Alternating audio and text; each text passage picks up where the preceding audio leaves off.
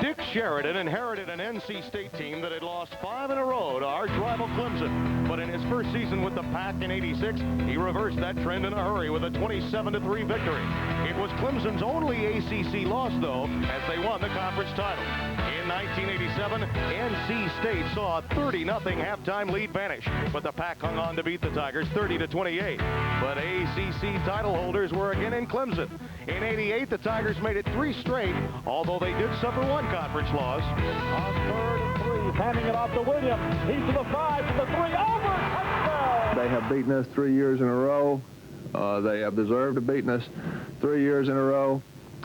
They're very well coached. We've played hard and we've played good in the games against Clemson, and we're going to have to, I think, play better than we have any of the previous 3 years, because I think this is without question the best Clemson team we faced. But more than Clemson's feelings have been hurt, so has Terry Allen's knee. And while that's been healing, they may have looked past Georgia Tech, and Danny Ford had to cope with his second painful ACC loss. Meanwhile, NC State is off to its best start since 1974, with a stingy defense led by All-American Ray Agnew and a high-scoring offense engineered by Shane Montgomery. The Wolfpack are looking for their first undefeated season since 1910. But the men with the tiger paws are rock solid and waiting here in Death Valley.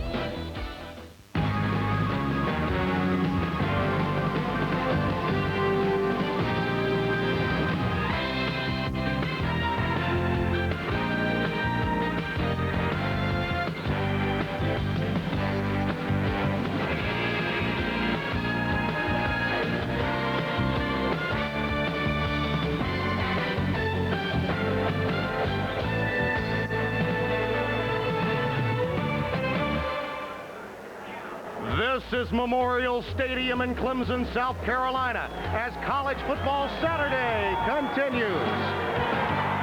The population grows 10 times the size of Clemson, South Carolina here, and they're set to take on ACC power North Carolina State. We're live. Hello, everyone. I'm Tim Brando. You know, year in and year out in college football, you have a team that most experts believe is not a college football power. Yet somehow by midseason they're unbeaten, but the skeptics remain, and they have to get a big victory against a foe that's considered a power to suddenly get credibility. Today, NC State gets that chance. Vince Dooley is along by my side, and Vince, it's interesting that the gauge by which NC State is measured is a team that they've beaten 3 times in a row, the Clemson Tigers. What must Clemson do to get off the schneid against the Wolfpack? Tim, in each of the 3 games that Clemson lost to NC State, they rushed for less than 150 yards. Clemson can't win that way with their offense unless they have some big pass plays. There's opportunity for that with the NC State secondary being so close to the line of scrimmage. How will Clemson try to do it? Play action, special plays, gadget plays, we don't know, but we'll be watching for it. Now, the reason the skeptics are there over this 6-0 North Carolina State team is this. Look at who they've played recently. Yeah, they're 6-0. Their toughest game to date, really, the first game we had, Vince, against Maryland. Then they won 3 straight against some ACC also-rans. Then playing Kent State and Middle Tennessee in non-conference games. Now the week off. It's been nearly a month since they played an ACC team, much less a team with the caliber talent of a Clemson. Well, I asked Dick Sheridan, was he concerned going 3 weeks with really very little competition, if any? Yeah. He agreed he was worried, and we agreed that you need some competition to improve in order to keep your rhythm. Not playing a tough opponent could be a factor today. And I would suppose that's really the reason that North Carolina State, although they've dominated this series the last 3 years, comes in an underdog. That's one, but the real reason here in Death Valley against Clemson, where they are tough, especially if the teams and the fans are into the ball game mentally. I talked with Danny Ford about that aspect, and we agreed that emotionally, if you're not into a game, that causes teams to be fundamentally unsound, miss blocks, miss tackles, make mistakes. That was the case last week against Tech. That's not the case today against NC State. So the emotional edge, that's been a problem for Clemson, but so too has a physical edge since the loss of Terry Allen. Now, Terry Allen injured his knee in the Virginia game. You see the medial collateral brace that's on, and whether he plays in this game depended entirely upon the warm-up, but that really means a great deal to this Clemson ball club. It elevates Clemson to a little higher level as a football team. A running back needs his wheels, and he needs them to be completely well. Terry Allen may get in, but I'd be very surprised. And now, here come the Clemson Tigers, and there's that big rock.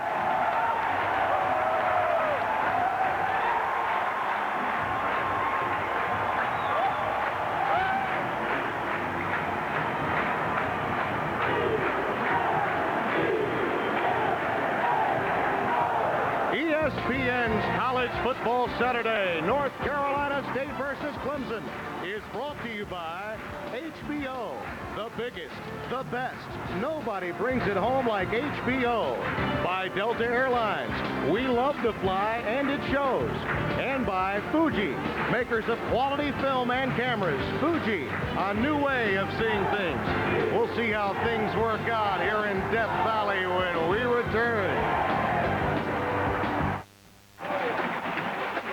Gorgeous day in Clemson, South Carolina. The temperature 62 degrees. It'll drop as we get close to the prime time hours. Skies are sunny. The wind will be a factor. It could gust up to 15 to 20 miles per hour. The Clemson Tigers won the toss, deferred, and NC State will receive the opening kickoff. John Kubu will handle the duties. And back deep for North Carolina State, Chris Williams and Anthony Barber. Barber 24, Williams is 30 in white. Clemson in all orange. They are 14-2 in the orange uniforms. And it's Williams that lets it bounce and starts from his 8. Cracked down at the 21-yard line. The quarterback behind him, Tyrone Jackson and Todd Barnes. The split end is Kabulik, and Chris Carter is the flanker. The tight end, Todd Harrison. Up front for the Wolfpack, Kent Jordan, a good one at center, flanked by Clyde Hawley and Rich Pokrant. The tackles are Lance Hammond and Scott Adell. They've been healthy all year. They lack depth. That's one of the reasons they're 6-0. They've had no key injuries up front. Jackson stopped after a yard, if that. The Clemson Tiger defense has Rob Bodine at middle guard. Otis Moore and Vance Hammond will be the tackles. The linebackers, Brewster and McDaniel inside.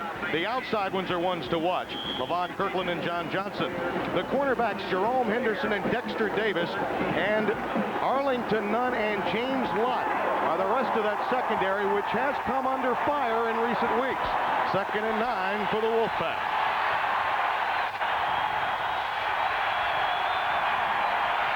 Montgomery flares it out to Quarters.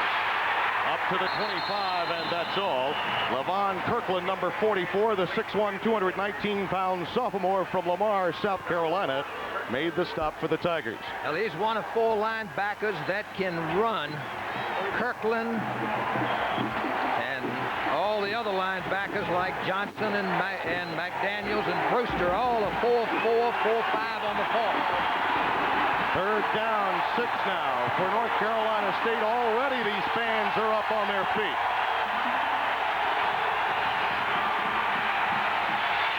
Montgomery for Kabulik. Just overthrown. He was open. And it's punt time for NC State.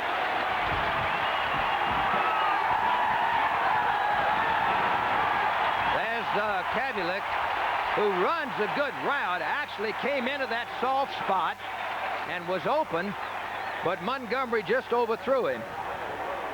And Musa, number 47, defending, who is a surprise starter. He's well now for the first time. You see James Lott awaiting the oncoming punt for Clemson. He's standing at his 40, and Preston Pogue, the backup quarterback, will punt it away. He's leading the ACC. A long spiral taken by Lott at the 32. Down at the 30. Now let's take a look at the Tiger offense. Chris Morocco will operate at quarterback. Behind him, Joe Henderson playing for Allen, and Wesley McFadden, the fullback. The split end is Rodney Fletcher, Gary Cooper, the flanker. Up front, Stacy Fields is the tight end, with the center, Hank Phillips. The guards that flank him, the best is Jeb Flesh, and Eric Harmon on the other side. Bruce Bratton and Stacy Long round out the Tiger offensive squad. Already, another misdirection, and the pass to Fletcher. He's got it. at the 40-yard line. A little juggle, but he brought it down. Fernandez Benson made the stop for North Carolina State. Now the Wolfpack defense shapes up this way. Elijah Austin the nose. The three-man front with Agnew and Debnam, two fine pass rushers. The inside linebackers, Corey Edmond and Billy Ray Haynes. The outside backers, fast ones, Bobby Houston and Mark Thomas. The corners, Anderson and Johnson, and what might be the best secondary in all of college football this year, Jesse Campbell and Fernandez Vincent. Perhaps all four of them will eventually be top-round draft picks as you look at the numbers on Morocco this year. It's the option, and Morocco up to the 44-yard line on first down after a gain of 4. Ray Agnew, number 93, made the tackle, the All-America candidate out of Winston-Salem, North Carolina. Ray Agnew has been a consistent performer for 4 years. And we'll take a look at him on the near side of our screen. See him playing off the blocker. Keeps his feet. Good feet by Agnew. Jumping over blockers and making the tackle on Morocco. There he is, the senior, happy-go-lucky youngster, would love to come through 4 straight years a winner at Clemson. Morocco. There's a play action we talked about. Gary Cooper was open, but it was overthrown. Joe Johnson, number 21, was in pursuit out of Hackensack, New Jersey. That's exactly what Clemson has got to do against this NC State defense, is to throw and make some big plays in the passing game. They haven't done that in 3 years. This is something also, when you talk about Clemson historically, Vince, you think of them as a running team. In the ACC, they used to slide by with victories playing that typical Clemson style, but no more. They've got to be able, as in any offense, they've got to be able to hit it. And Danny Ford knows that. And we talked about it yesterday. 3rd and 6 now. They fake the counter, and again Morocco with pressure from Agnew. Dumps it. Incomplete. Henderson, the intended receiver, but boy, was Ray Agnew all over Morocco there. He along with Mark Thomas. Ray Agnew will play all over the football field. I don't care where you are. Here he is way inside, and he continues to pursue the ball with a lot of speed, but more than anything else, great determination. Chris Gardocki will punt the ball away. He also handles field goal chores, and Barry Anderson is back deep for NC State. High punt, fair catch called for, and taken in just inside the NC State 10. 45 yards for Gardocki, one of the best punters you'll find. ESPN's College Football Saturday, North Carolina State versus Clemson, is brought to you by the exciting, innovative, unconventional new spirit of Dodge, and by the Principal Financial Group, the financial products that give you an edge. With Vince Dooley, I'm Tim Brando. Sort of interesting, Tim, early that Clemson is playing an entirely new secondary, playing their number 2. A lot of shakeups in that secondary that has given up the big play in the last 2 games. Out of the eye, Tyrone Jackson stopped back at the 9 and piercing through Otis Moore, the senior from Augusta, Georgia.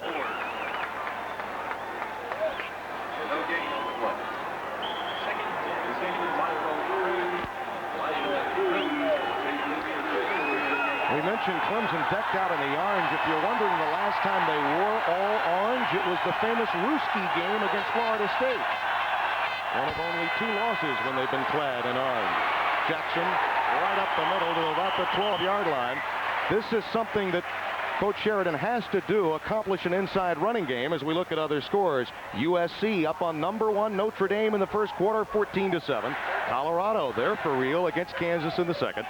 Michigan leading the Hawkeyes in the second quarter. Hope you enjoyed that Big Ten game earlier today. And Texas upsets Arkansas 24-20. Well, the Longhorns proved that the Oklahoma victory was no fluke. Kind of like Georgia Tech all of a sudden. 3rd and 8.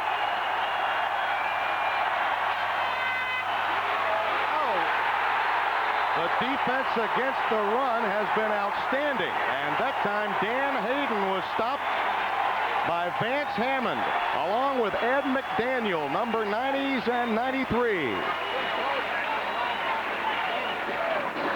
Preston Pogue will be forced into a punt formation again. McDaniel, the linebacker, is back now for the first time, and he can close fast, which he did right there. He can run. So now Pogue on his patio will have to get rid of it. Gets rid of it at the 3. Nice high punt again. Lott at his 47 with room. Plenty of room. Even more room. Making all the room, and finally stopped by Pogue. 39 yards and a 28-yard return.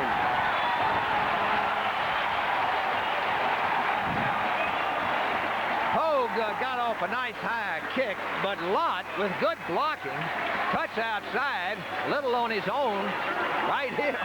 Nice move. He's a great punt returner. And finally, Pogue, good athlete, stayed up and made the tackle. A lot of times, those punters will go down too low and miss it, as we saw last week. Now to the I formation. The Tigers now at the 25 of NC State. Fletcher in motion. Henderson, a couple of yards, and that's all. Joe Henderson, the senior from Freehold, New Jersey, stopped by Mark Thomas, number 53, a sophomore left linebacker out of Lilburn, Georgia. There's Lott, who put Clemson in this fantastic field position. He is one of the better punt returners you'll find in college football. As a matter of fact, also an interceptor, breaking Terry Kennard's record for interceptions as a freshman. 2nd and 8. Here comes Morocco. The misdirection really worked that time. Stopped at the 15. It should be enough for the first down. Bobby Houston was over there to get him, along with Ray Agnew. Here's Morocco on what is we call a naked. That is no blocking. You're coming out by yourself. Got good yardage, but then you'll see Houston, number 34, close pretty good. Good tackler. And they can tackle. NC State can tackle extremely well in the secondary. Well, Morocco certainly undressed the NC State defense that time.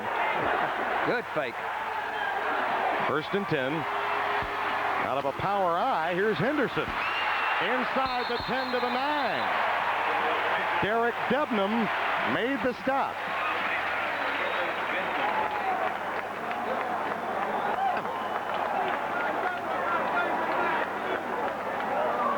This is a real matchup. Stacy Long, number 67, gets good position on Agnew and keeps those feet moving and makes a heck of a block and drives him back 5 yards. That's unusual for Agnew. Well, you're right. 2nd down and 5 from the 9. McFadden. Look here, look here. He's got speed. Touchdown.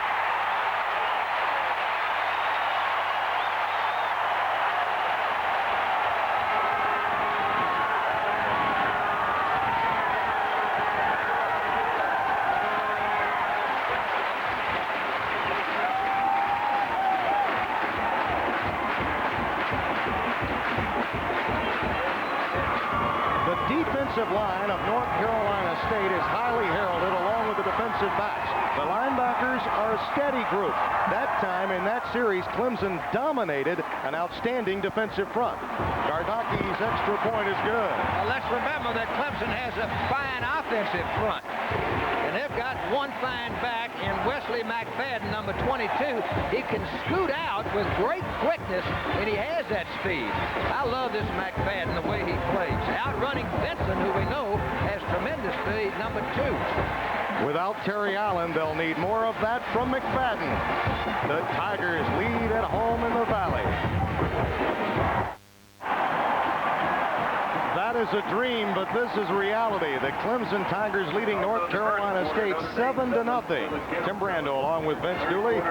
So the Tigers get out quickly, making good use of field position off that punt return by Lott. And the scoring drive was a quick one, just 25 yards, 4 plays. Wesley McFadden with the touchdown. It's easy to say that an offensive front plays well in a specific series, but when you do it, as McFadden's team did against NC State's defense, that says something, even if it is 25 yards. Well, it may also tie in with what we said about not having the competition in some 3 weeks to a month. They hadn't been blocked by folks like Clemson has on their offensive line. Kubu to kick it away. Barber and Williams are deep. Chris Williams at at his 5. Down at the 23-yard line, Mitch Belton made the stop. Okay, we'll take a look at the offensive line, and you'll see Flesh, number 59, and Bratton, number 65, just knock the linebacker back, and that does make it a lot easy for a back, particularly like McFadden, to run for a touchdown. 9 yards. Great line blocking, fine running. First down, 10 with the ball at the 23 now for NC State. They operate out of the I.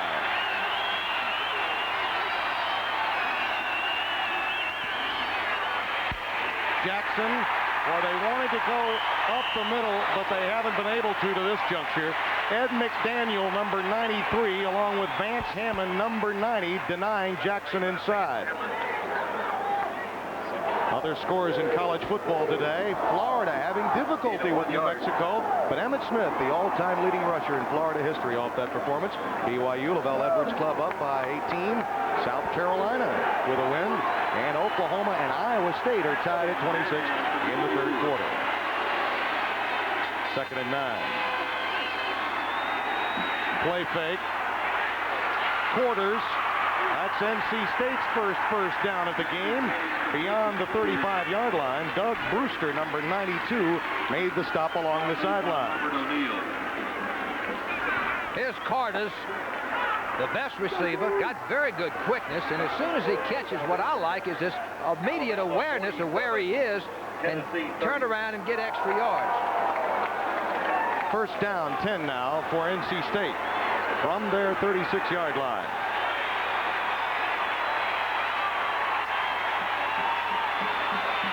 The pitch is to Jackson, trying to go wide. That's difficult against a team that has the speed at the outside linebacker spot, as this Clemson team does. O'Neal, along with Vance Hammond, involved on the stop that time. Well, the Clemson secondary can run, but look ahead, number 15, Vaughn, comes back in on a nice block, but it's very, very difficult to run against the speed of Clemson. Here's Hammond, number 90. And that's an interesting matchup, Hammond versus Hammond. Vance against Lance. 2nd down, again, long yardage for Montgomery. Over the middle, intercepted by Brewster.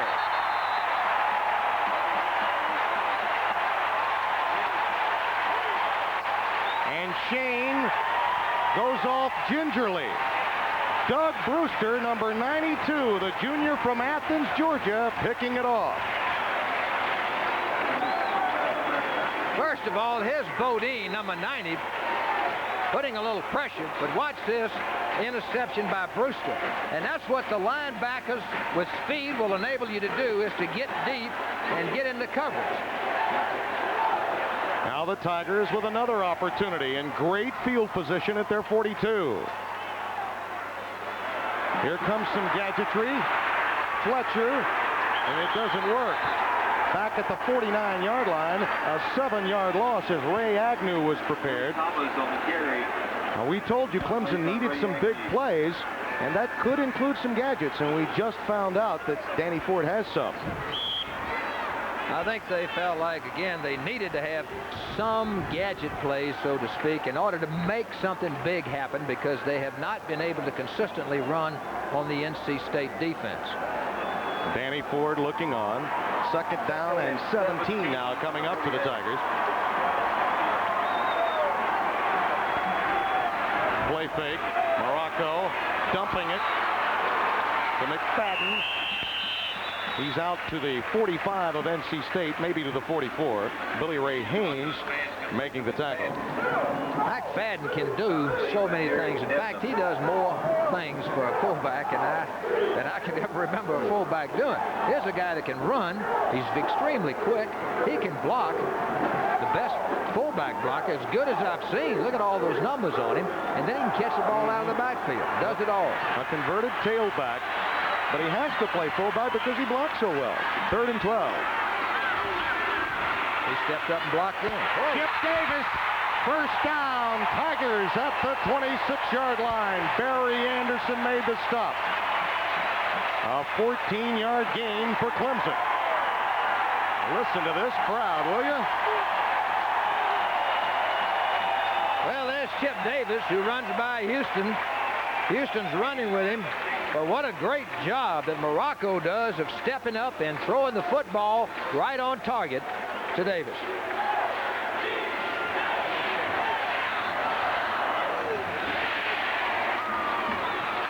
Here's the pitch. Reggie Lawrence into the game, down to the 21-yard line. Jesse Campbell making the stop. Lawrence, a junior from Jacksonville, Florida. You'll see both of these teams go 2 or maybe even 3 deep at the running back spots throughout the course of the day. Reggie Lawrence. There is also another Reggie Lawrence, a receiver for North Carolina State. So we'll be calling that name a number of times, both for that man's team, Danny Ford, and Dick Sheridan. Danny's team is leading 7-0. Wesley McFadden with a touchdown run already. Nothing doing up the middle that time as McFadden carries. Mark Thomas, the left side linebacker, made the stop. Don't forget, Bob Carpenter will keep you posted and even give you even more details with respect to these scores at halftime. Nebraska leading Oklahoma State in the third. Duke beating Maryland today handily, and Georgia Tech. That team may not lose another game. They're a winner today, along with Virginia leading Wake Forest in the first quarter.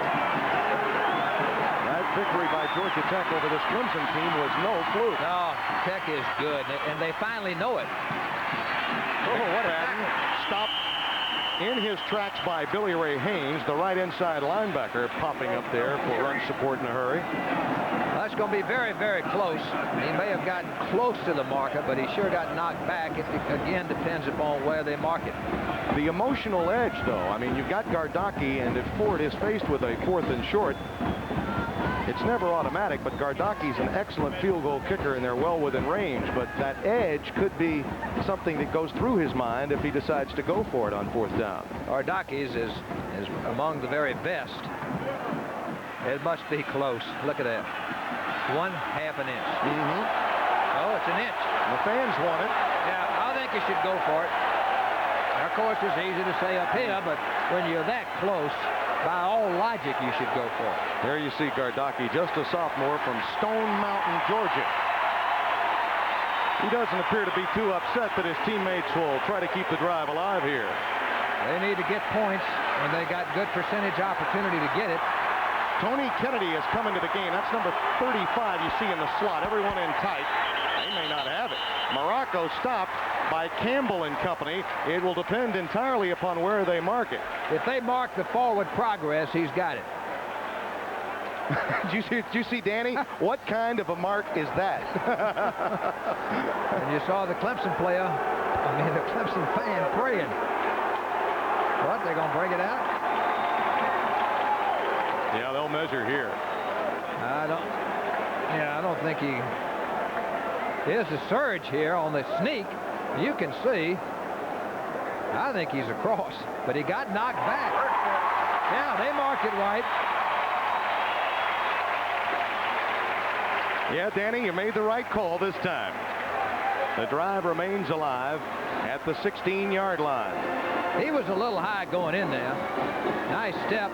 Need to stay low. They got under him, knocked him back, but he clearly got the first down, and it was the right call without any question. Well, Morocco at 6'2", it's difficult for him sometimes to get down. He needs to get down. Out of the eye, the pitch. Oh, look at that block. Lawrence down to the 11-yard line. Joe Johnson, the right cornerback, making the stop. Boy, Johnson plays his position aggressively. Had a big interception against Kent State to turn that game around. All right, here's Agnew right here. They long turns on him, but he fights out and makes the play. But you can also see McFadden cut blocking. And he's as good as anybody I've seen at fullback cut block.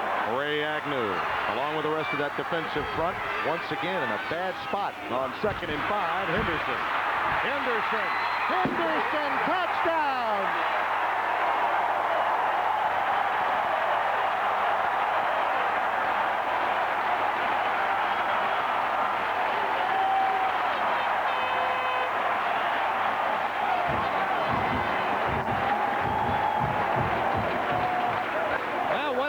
Is just the line blocking of Clemson Long, number 67, and what a block he made. And that sure makes it easy for backs like Henderson to run. It makes good backs great backs, and great backs super backs. Clemson's offensive front is caving in. North Carolina State's down 3. It's a 2-touchdown lead. Here's the touchdown, and you're going to see number 22, McFadden, block 34, Houston, and great line blocking up front, Stacy Long on Agnew. Right in here. And you'll see the hole. It sure makes it easy for backs to run through. So the scoring drive off the interception by Brewster. Another good opportunity that doesn't go by the boards.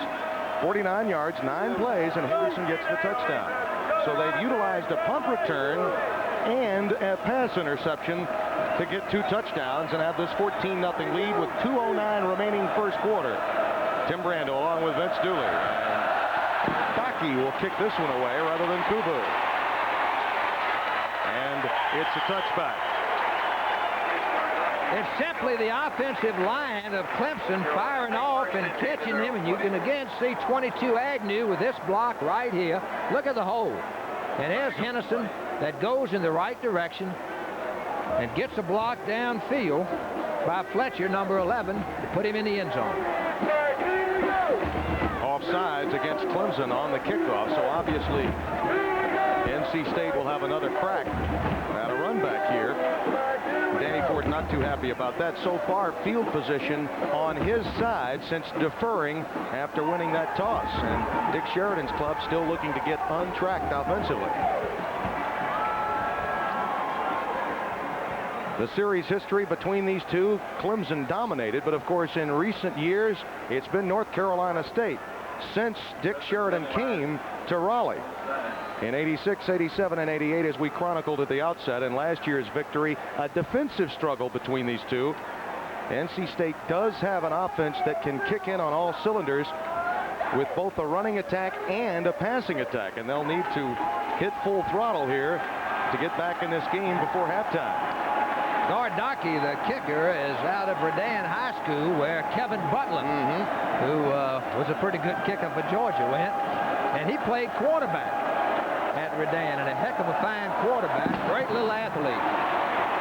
Boy, he puts it in the same spot and beyond. Gardocki.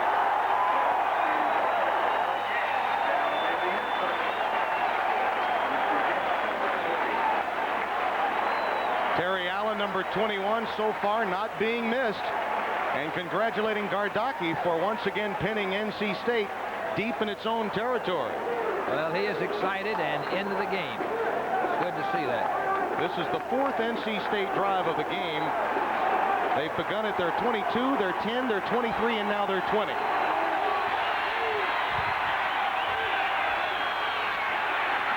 It's pressure. And he dumps it out. Boy, in a hurry, moves on there to make the stop against Todd Varn. Let's get back to our College Football Saturday studios. Bob Carpenter.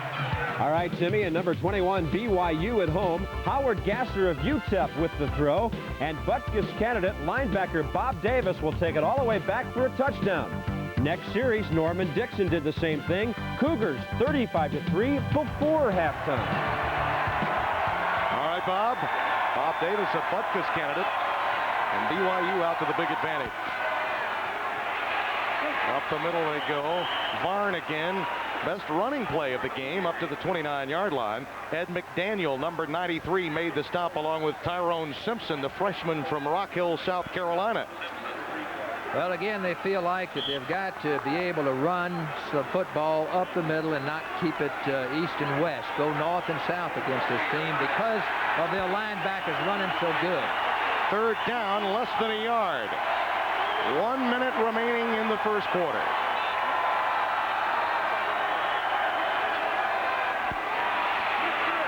And that should be a first down for NC State. John Johnson in on the pile as number 22 Aubrey Shaw gets his first carry of the game. Shaw, just a freshman out of Fort Union Military, had a 48-yard touchdown run in his first collegiate carry against Kent State. And he may be the kind of power back that really could be a dominant runner eventually for Dick Sheridan. He's the only real big back that they have, and Coach Sheridan told me yesterday that he has no question he's going to use him. Montgomery calls a timeout, and that's rare to see Montgomery be forced into a timeout situation early in a ball game. 29 seconds are left here in the opening quarter. Clemson, South Carolina, the site. And the ACC hanging in the balance. For Clemson, it's been a horrific homecoming. Georgia Tech 30-14 over the Tigers. Look at those numbers. Tech had lost 16 of their last 17 in the league. And I love Danny Ford's quote, "They just lined up and knocked the fool out of us." Well, they did. After watching the ball game, there's no question Georgia Tech can line up and knock the heck out of anybody. They're very, very capable. They got a big offensive line, and they've got some excellent athletes at some key positions. I think Danny found out something, though, that these rabid fans have become spoiled a bit by their great success, and maybe even the coaching staff to a point. In past years, they could run and just plod and get 3 or 4 yards at a time and win in the ACC. Now he's learning that he's going to have to diversify, and this is 11th year as a head football coach. Well, also what's important is to have, in addition to the team, the fans in the ball game. A lot of times if the fans are not in it, if they're not up, that somehow permeates down to the ball club. And I think you're seeing that the fans are in the ball game today. Clemson is in the ball game. Dick Sheridan, one of the fine young coaches. His story, if you saw it on College Game Day today with Chris Fowler, an outstanding one. It's good to see in intercollegiate athletics a coach decide to make a move or not make a move in his case, but not for material things. He had an offer from Georgia and South Carolina, but he wanted to stay at North Carolina State. 1st and 10 for the Wolfpack. Varn on the counter. Not much. Ed McDaniel again, number 93, coming back from that pinched nerve that had hampered him. He's back and in the starting lineup today, replacing Vince Taylor. He is extremely quick. Boy, he can close to the line of scrimmage. Johnson is another one that could run, number 12. Outside linebacker. Montgomery will wait for the quarter to come to an end, and it does. So far, it's been all Tigers in Death Valley. We'll be back. Score, Navy 25. With Vince Dooley, this is Tim Brando here at Death Valley Memorial Stadium in Clemson, South Carolina. For those of you just joining us, we welcome you. The Clemson Tigers with a 2-touchdown lead using field position, turnovers, and special teams play to set up shop and score a couple of quickies. Montgomery on 2nd down, incomplete, intended for Harrison, number 84, the tight end. And again, Ed McDaniel, number 93, involved on the play. Tim, they are really changing up their secondary. Bill Oliver said he's going to show them different looks, and there's no question that it's causing some problems right now to Montgomery. They are rolling their secondary and also changing some looks, and they disguise their coverage extremely well. Bill Oliver, the defensive coordinator of the Clemson Tigers. And Shane Montgomery's already been forced to use a timeout because he was confused. On 3rd down, a lot of pressure. And incomplete, intended for Lawrence. And the Tiger defense has done it again, and this secondary is rejuvenated.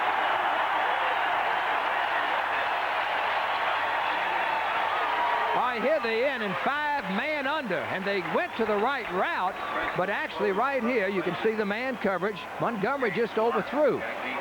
He might be just a little rattled right this second. He's got to settle down a little bit. Yeah, he does look tentative. Preston Pogue will punt it away. And Lott, who had a 28-yard return to set up the last Clemson touchdown, will get another crack from his 30. And up to his 40-yard line, finally corralled, a 36-yard punt. Are they blowing the whistle? Yeah, I think they did. And look at Lott. That's a lot of emotion from James Lott. Well, he's excited. I mean, that right there was a 10-yard return. Auburn and Florida State, a pair of top 20 teams. Note the special time, 7:30 Eastern time. Ron Franklin and Kevin Kiley will bring it to you. And, of course, after our game and before theirs, we'll have the college football scoreboard show with the captain of the ship, Bob Carpenter, along with the 2 corporals, Cook and Corso. Deshaun Cameron is in at quarterback now for the Clemson Tigers. The better running option in this option-oriented offense for Danny Ford. Good athlete, doesn't have the experience. And he stopped at the line of scrimmage this time. Billy Ray Haynes, number 50, the sophomore from Forest City, North Carolina, making the stop. Cameron came in against Georgia Tech when Clemson was down 30-6, led an emotional drive, got the crowd behind him, and really helped cause a little bit of a controversy, at least in the Clemson fans' minds, about who should be the starting quarterback here. Well, he's a very impressive athlete, and I think he's got a great future, but Morocco has the experience and the savvy right now, and they're going to use them both. You saw his numbers, an outstanding day, and there's a fine pass to Gary Cooper for a first down at the North Carolina State 47-yard line. Fernandez Vinson, the free safety, the junior from Montgomery, Alabama, made the tackle. In this offense, it's the free safety Vinson that will be tested all day long, number 2 in white. They said they've got to keep Vinson from playing on the line of scrimmage with good timely passes. 1st and 10 for Clemson. Henderson, good cutback. Inside the 40 to the 39-yard line, another 8-yard gain. And the Tigers continue to get good yardage on first down. All right, here's Henderson, but watch number 35, the fullback, make a nice block. Comes under him. Excellent run by Henderson. And that's Kennedy, who is about to third or fourth, which shows you that they are using a lot of players. The Tigers are going to take a timeout quickly now. They'll have 2nd and short when we come back. It's been all Danny Ford. As they say here, it's shown up. ESPN's College Football Saturday, North Carolina State versus Clemson, is brought to you by Oldsmobile and their all-new 4-door Cutlass Supreme, and by Mr. Goodrich. Mr. Goodrich knows it's not just a car, it's your freedom. And by Bud Light. Everything else is just a light. Tim Brando, along with Vince Dooley, in Clemson, South Carolina. And Danny Ford has seen this game go all his way. Good field position throughout, and this is 2nd and 2. McFadden, the first back through, stopped near the line of scrimmage. Not enough for the first down. Ricky Logo, the backup middle guard, number 90, made the tackle along with Derek Debnam. Logo, out of Fort Benning, Georgia, just a freshman. He's 6 foot 280. With a great future, of Samoan background. In fact, his mom is the daughter of a Samoan high chief. First down 10 now for the Tigers. They did get enough for the first down. Henderson, boy, he can really turn and twist in a hurry. Billy Ray Haynes forced him down. Gain of 3.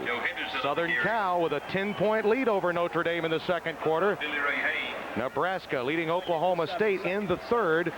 And Michigan in a tough Big Ten battle with Iowa, and Oklahoma being tested by the Cyclones today, leading by only a touchdown in the Big 8.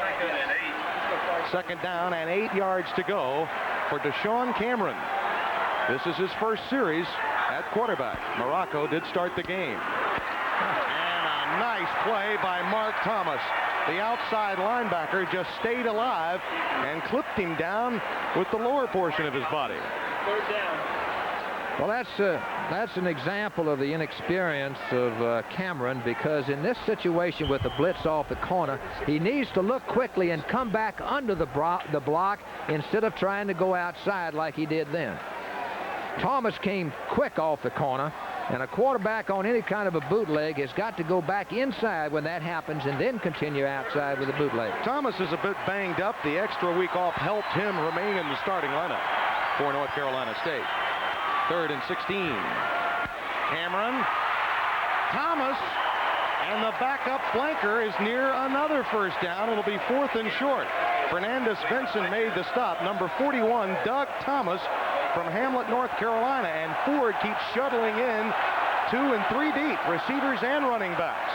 Well, again, the theory there is that NC State NC State will run almost 80 plays a ball game. It's a timeout now. They're going to make a decision about the field goal, but we'll talk about that in a little bit. Today's student athlete of the game is brought to you by the Hartford, their insurance people of ITT. When you need us most, we're at our best. And today's student athlete of the game is Bruce Bratton.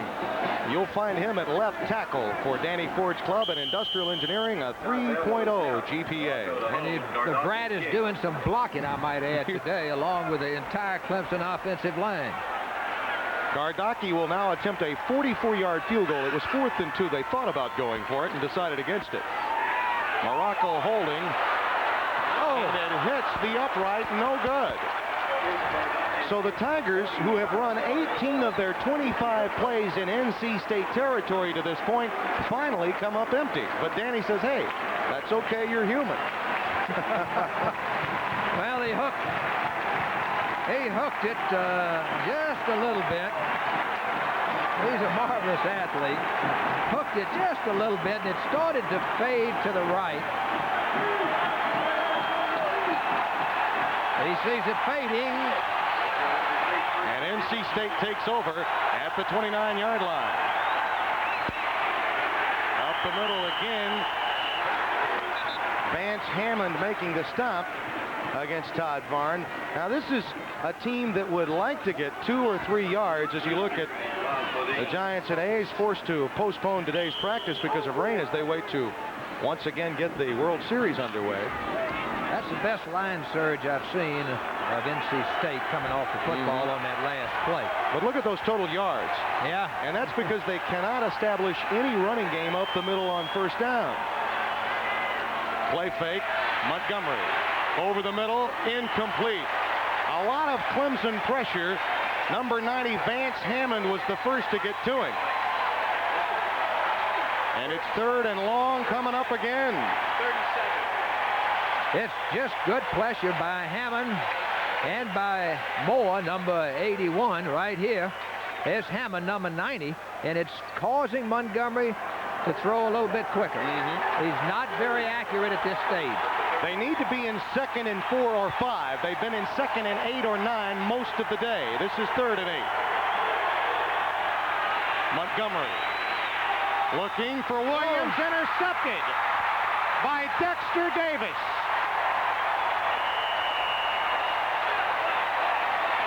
Once again, they got into man coverage. We have a marker down, so hold on. It would appear that NC State may get it back, or at the very least, Clemson will have to start 15 yards from where the line of scrimmage is now after Davis was tackled. We'll wait and see.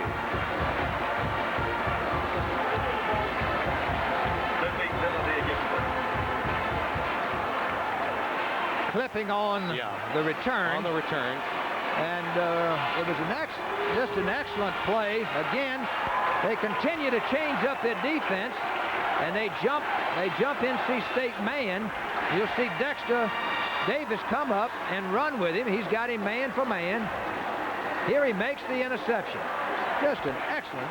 That's where the clipping was by James Lott right after the interception. That's why it's brought back so far. So now Clemson does start in its own territory after that clip, and we got some movement.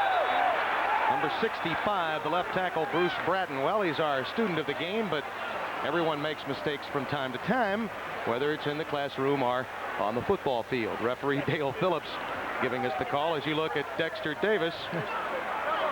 2 interceptions now for the Clemson secondary.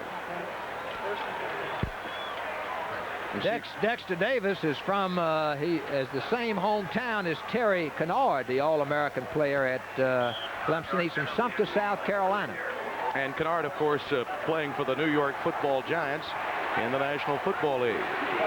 First down and 15 now for Clemson at their own 31. And they go right up the middle. Mike Jones making the stop of McFadden. And let's get back to Bob Carpenter. Bob? All right, Timmy, and let's get back to Anthony Thompson. You'll watch his 3rd touchdown of the day, a 16-yard run for the Hoosiers. Number 58 in his career. He's 1 shy of the all-time record as the Hoosiers in the last minute romp at home. An outstanding job by Thompson and Bill Mallory at Indiana. He's quietly just picked up the numbers. He by far and away is the best back in college football, running back this season. Over the middle, a nice pass completed to Fletcher up to midfield. Deshaun Cameron off that fake counter, finding his man. Barry Anderson was right there, the corner, after a 14-yard Clemson gain. Deshaun Cameron now with his second offensive series. Morocco leading Clemson to 2 touchdowns in the first quarter. Well, they're continuing to run the little option quick hook pass to the split end.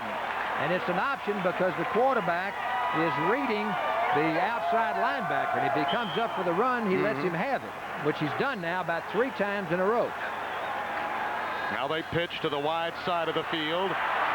Number 34, Reggie Lawrence carrying. Jesse Campbell, number 42, last year's ACC Rookie of the Year, coming up to make the stop.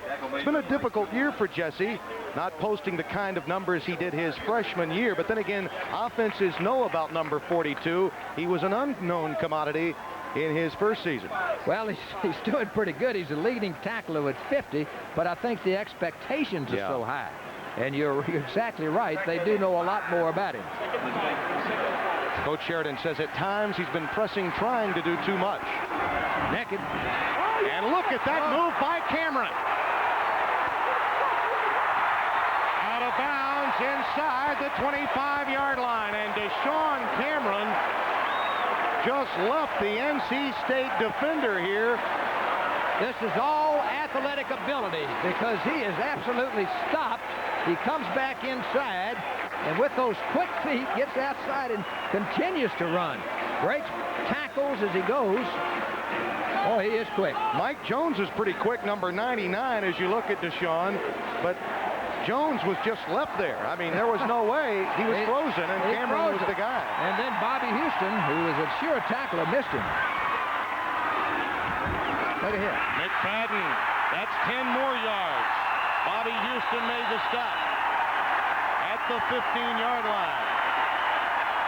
Role reversal, remember it. Clemson's won 3 straight ACC titles, and look at Wesley. I like McFadden. Here he is. He's so quick. He sees the hole good. Excellent blocking up front. He is some football player. But the point we made, Vince, yes, NC State's won 3 times, but in each occasion, they were spoiling Clemson's unbeaten ACC record. Now, it's the other way around. Is NC State up to it? So far, they haven't been. Henderson inside the 10, down to the 8-yard line. Mark Thomas, number 53, Ray Agnew, 93, collaborate on the tackle. Tim, it's the offensive line that's surging. Clemson's offensive line is a good one, and they are playing extremely well. That's why you're having all the running room. We're seeing it here. The guards pulling. And then you'll see the tailback, Henderson, cut back inside. There he goes right here, back inside. Now, that's a pretty good surge in the line of scrimmage. Henderson again, this time behind the line of scrimmage. Derek Debnam, the first to get there. Fernandez Benson also polishing up. There's Debnam, senior, overlooked a bit because of Ray Agnew's status, but he had a very good year, and is also a fine pass rusher for this North Carolina State team. He's playing well. It's very important that NC State stop this drive and keep them out of the end zone, or otherwise they're going to have problems. They need to be able to settle down. They've hit them almost like a blitzkrieg early. 3rd down and 7. Delay to Henderson. Down to the 7-yard line. Billy Ray Haynes, number 50. The right inside linebacker making the tackle for North Carolina State. Well, this is a draw play and a good call instead of trying to get him in trouble. Now Henderson picks up the blocking. And a good line blocking. And they've left him in a good position for a high percentage field goal. You bet, particularly with Gardocki having already missed 1. That in itself is rare. As you see, 13 out of 18. His longest 49 yards. This one, a 24-yard attempt.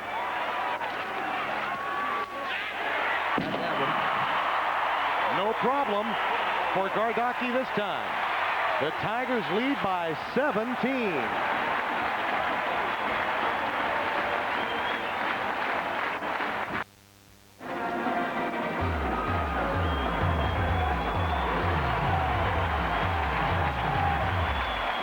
We pulled up the snare.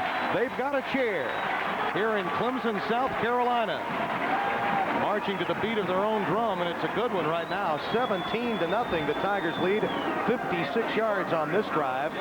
9 plays, 3:56 off the clock, and Gardocki with the 24-yard field goal. And it does appear that the lack of competition or quality competition has been a factor against NC State, as has that. Look at the numbers on that. Now, that's time of possession. And I'd also like to see the play differential. And usually NC State runs about 80 plays a ball game. But I agree. I think that's been the key so far. They're hitting him with stuff they hadn't seen in a month. Tough competition, tough line blocking. Tyrone Jackson at his 5. And up to the 25-yard line. Don't forget, coming up next week, number 1 Notre Dame at home to take on number 8 Pittsburgh. Mike Gottfried's had a week off to prepare for the Fighting Irish. Note the special time. Vince Dooley and I will be there at 5 p.m. Eastern time. That will be followed with number 2 Miami against Florida State. And the Seminoles, of course, will get ready for that game tonight against Auburn immediately following our afternoon ACC tilt here. 17-0. With 6 minutes left in the second quarter. Montgomery rolling away from the pressure, finding Todd Varn. And Varn beyond the 35 to the 37, an 11-yard gain, and that may be the answer. Get Shane outside that pressure. Well, that's one thing, but also the motion. They're going to more into man coverage. Here's play action on first down coming out. And now they've got man coverage in the secondary, and with the motion, you're able to get people loose and open. First time they've done that. They need to do more of it. Montgomery pitches to Aubrey Shaw. There's his quick ability, bouncing outside and getting all the way out to the 45-yard line, an 8-yard gain. So the 7, 6, 5 yards on first down become very important in this ball control, pass, then run offense that Dick Sheridan employs. Aubrey Shaw is a good example of the strength of Aubrey Shaw. Went into the secondary, and Robert O'Neill, number 15, a good tough tackler. He knocked him back. Staying ready on the sidelines, wrapping them up and getting ready for more. Play fake again, right into trouble. Number 49, Wayne Simmons, the backup left linebacker, right in Montgomery's face, and he dumped it away. Crowd is booing. For obvious reasons. I agree. As you look in Texas A&M beating Baylor today, 14-11. Oklahoma leading Iowa State, that game very late. Oregon State leading UCLA at halftime. And Georgia dumping Vanderbilt today, 35-16. Wayne Simmons, who intercepted the pass against FSU, comes quick. It came off the corner, and Montgomery did get rid of it. And he was fortunate not to have been called for intentionally grounding the football. Out of the big eye with Hayden in motion. Shaw follows him. It appears he's just short of the first down. He may be close. Depending entirely upon where they mark it. Rob Bodine, number 99, the big middle guard. Quite a human interest story. The first to get there. Vance Hammond, who is a big guy, 6'7", 290. And he came through and really made a great play. We'll see. We should see Hammond in the backfield. There he is right there. Watch that reach. That 6'7", gets a piece of him and enable Dexter Davis to make the tackle. Slowed him down just enough, and they're short of the first down, and Dick Sheridan's going for it. Got to get something going here. At the 46, fourth and less than a yard. Shaw. No. Clemson does it again defensively. Wayne Simmons.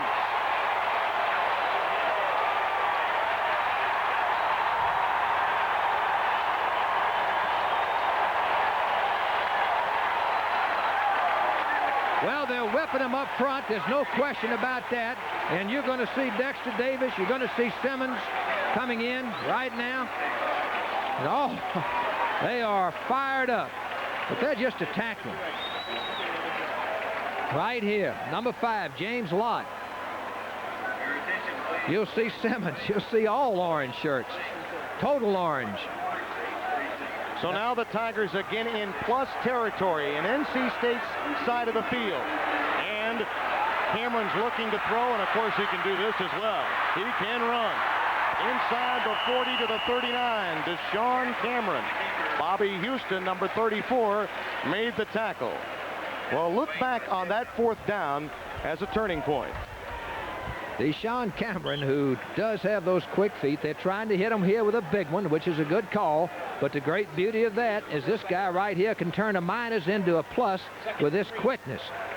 Now, instead of being 2nd and 16, it's 2nd and about 3.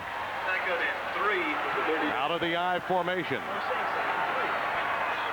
3:20 remaining. Lawrence fumbles. NC State's got it. Jesse Campbell, number 42. And what a nice break for Dick Sheridan. When you think of that 4th down, they may have pushed the panic button there. Clemson 1 out. This was their chance to put away North Carolina State even this early. And now the turnover gives Sheridan's team a chance. Oh, this was a great break for NC State. Lawrence, who is really the number 4 tailback right here, swinging the ball out too far.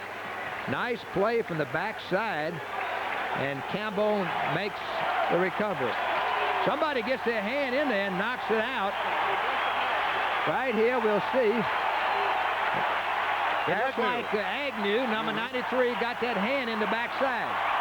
First down 10 now for North Carolina State. The option pitch to Shaw. And once again, Otis Moore. That's the fastest I've ever seen Otis Moore run.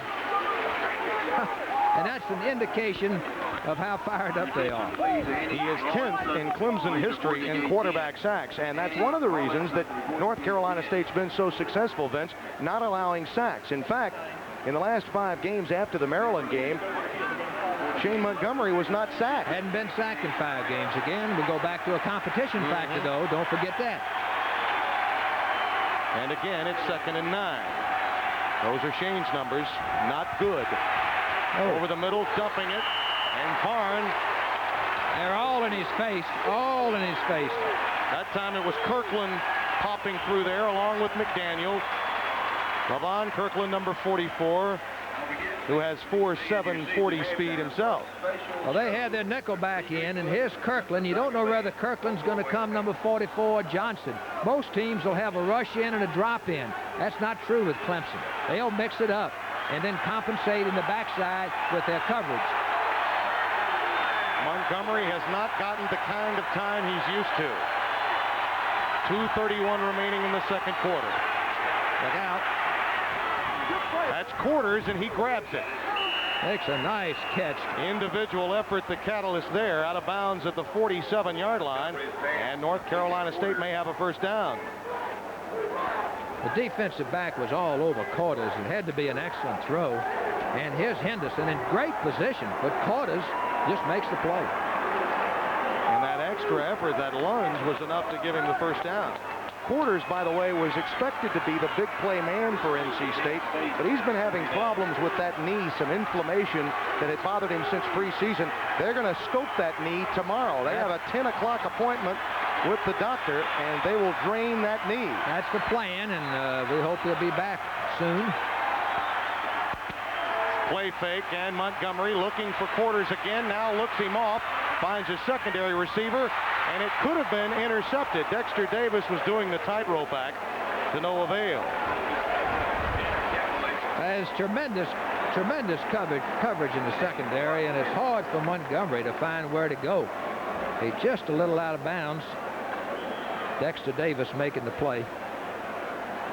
Normally, Montgomery is very good, Vince, at looking off receivers, going from his first to second man. As you see that secondary, look at the numbers in their first 4, and then in the last 3, 6 touchdown passes, and a lot of them for long yardage. Montgomery to Varn, thrown behind him. They'll rule it incomplete. Not a completed pass. Fans thought it was a fumble. Ed McDaniel again there with the quick pop of Todd Varn. We had great pressure on Montgomery. And there you see the first 15 games that he was a starting quarterback, he was having some problems. But then in the last few games, the last 9, his interception to touchdown ratio 2-to-1. Yeah, but he hadn't been playing the line of a defense like Clemson. They have put tremendous pressure on Montgomery today. 3rd down 10. That's Al Bird, number 8. Great second effort by Bird, close to a first down at the Clemson 41-yard line. Again, McDaniel, the middle backer, and Doug Brewster, the weak linebacker, to make the stop. Brewster has an interception today as well. Bird's a former defensive back, got good size. He's about 205 pounds and makes a nice effort here, breaking a tackle, breaking 2 tackles and going for the first down. Almost got it, very close. Easily their most physical receiver, and you saw it graphically there as he picks up another first down. Well, credit Quarters for keeping this drive alive, and now Al Bird with individual effort as receivers. Shane Montgomery is getting a lot of pressure, but you got to be impressed with the fact that he's hanging in there and he's throwing and he's not rattled. Just like his coach, who hung in there as his head coach, Dick Sheridan. 1st and 10. The out pattern for Lawrence. Reggie Lawrence at the 30-yard line of Clemson. Jerome Henderson, number 36 in orange, made the stop. Coming up at halftime, Bob Carpenter will be by with scores and highlights, bringing you up to date on some of the major stories in intercollegiate football. A Railback halftime report with Bobby, along with Bino and Lee Corso. They can get something in here, and they got a minute 18. They can go in at halftime, and you'll see a different football game in the second half. Setbacks are split with 1:18 to play until halftime. A mix-up there. Montgomery letting it fly, looking for an out pattern, while Quarters had cut it for the post. Well, they jumped man, and the receivers just took off. Montgomery, under pressure, was not able to throw deep. Can you explain to me and to our viewers, when you say jumped man, when they jumped man, tell us what you mean there. That means the secondary comes up and jumps on the receiver's man for man and runs with it. In other words, they're running with a man for man. They're not playing zone. They're not deep off of them, which gives an opportunity for a receiver to beat them deep. But they look as though it's a zone when it comes up. Now they're up on it again. Playing. Here comes outside blitz. Quarters, nearly a one-handed grab, and you're right, they brought the strong safety that time and the linebacker. A lot was coming through there. Number 5 in orange, and Montgomery just had to dump it. James, a big day already with a punt return. NC State is doing a good job of pass protecting under a lot of pressure. There are a lot of people coming. 3rd down, big play. 3rd down and 10, and Montgomery's faced a number of those today. 2 interceptions. That's not the norm. Here they come. He got away from Simmons, and he finds Varn. Todd Varn out of bounds at the 22-yard line. Jerome Henderson, number 36 again, there to make the stop. And it will be 4th down. Here you go. They're in good blocking position, but once again, tremendous pressure. Tremendous pressure by number 49, Swain Simmons, who can really run. What a job by Montgomery of staying alive and getting that pass off. 17-0 our score. Number 13, Damon Hartman now will try a 40-yard field goal. Bobby Juergens, number 9, to hold. It's no good. Well, he hasn't missed, I don't think, since the first ball game. He's gone about 5 games in a row without a miss. If it could go wrong, it has gone wrong for North Carolina State here in the first 30 minutes. Don't forget, there's a lot more to come here on ESPN tonight. Ron Franklin, Kevin Kiley. Note the special starting time, 7:30 Eastern Time, as Auburn's Pat Dye goes up against Bobby Bowden in Florida State. They met in the Sugar Bowl a year ago. A repeat of the Sugar Bowl, and that was a great ball game. And this one will be a great ball game. Morocco back in at quarterback now for Clemson with under a minute to play. Down the sidelines, incomplete. Fletcher, the intended receiver, he did grab it, but he did not get a foot in. Rodney Fletcher has really come from nowhere. Former quarterback, junior college, then just won the job over there and has become a real leader. Yeah, and Danny Ford gives him a lot of credit because it would have been very easy for Fletcher to have felt that the coach had given up on him as a quarterback. Usually the ego of a guy that wants to be a quarterback gets involved and the coach has to make a tough decision. He said, hey, this kid did it on his own. He wanted to play. Look at here. The offensive line once again, and that's Kennedy, who is the third fullback. I bet they've used 70 players already. 82,000 on hand. Clemson in the top 10 nationally the last 6 years. It all began with Frank Howard back in the 50s. They only drew about 40,000 or so. Then they went out and got the support from outside the alumni groups, and that's why Clemson football is so very special here. Morocco stopped at the 32-yard line, and they'll let the clock tick down and go into the half with a 17-point ball. Well, I saw it grow because when I came over here 25 years ago to play Coach Howard in Death Valley, there was about 40,000. It's double, and we have two in Athens, of course. Danny Ford at 41, much more mature than his years. The youngest coach to win a national title at 33 years of age when he won that 82 Orange Bowl. Takes his team into a sea of orange tunnel with a 17-point halftime lead over unbeaten and 12th ranked North Carolina State. Let's get to Bob back in the studio along with Bino and Lee. Bob? All right, Tim, thank you very much. And Coach Dooley probably called it right a few minutes ago when he talked about the domination of Clemson at the line of scrimmage. It's paying off all over the field. All right, Bob, and a job well done at halftime. A number of surprises today in college football. This game, no surprise to Clemson fans, Vince Dooley.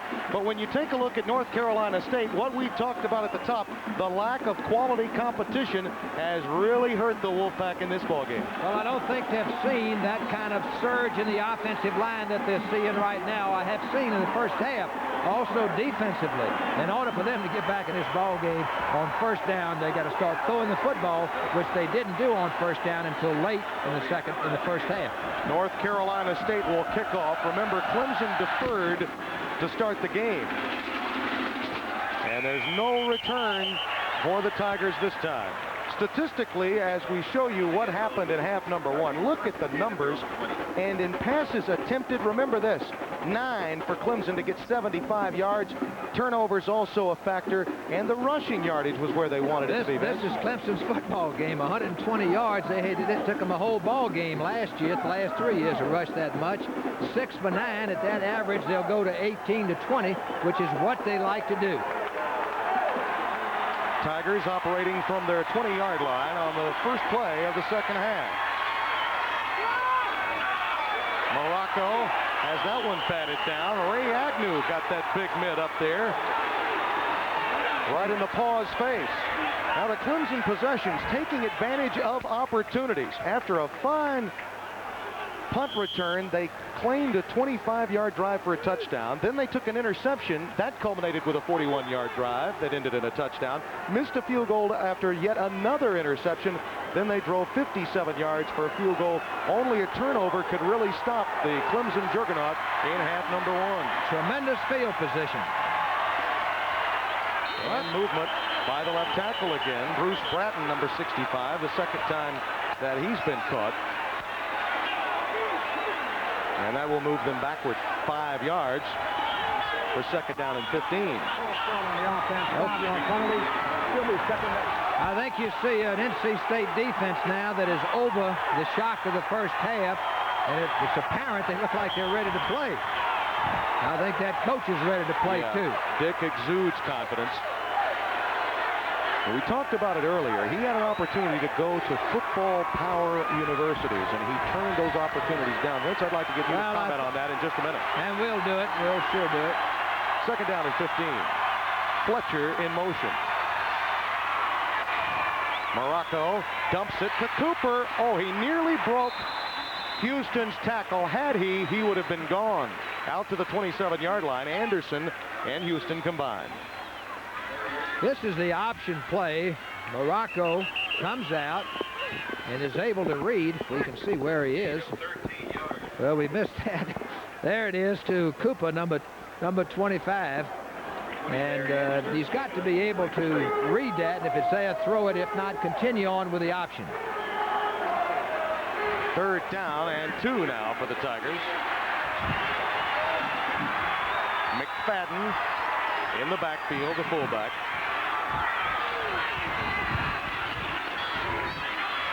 Fullback went the wrong way. Yeah, busted play, and Henderson stopped behind the line by Joe Johnson, number 21, the right corner, and the strong safety Jesse Campbell coming up in run support. So it's 4th down, and Clemson will have to punt it away. Let's get back to Sheridan. Now, Georgia, it was well chronicled, was one of the 2 schools. The other, his alma mater, South Carolina.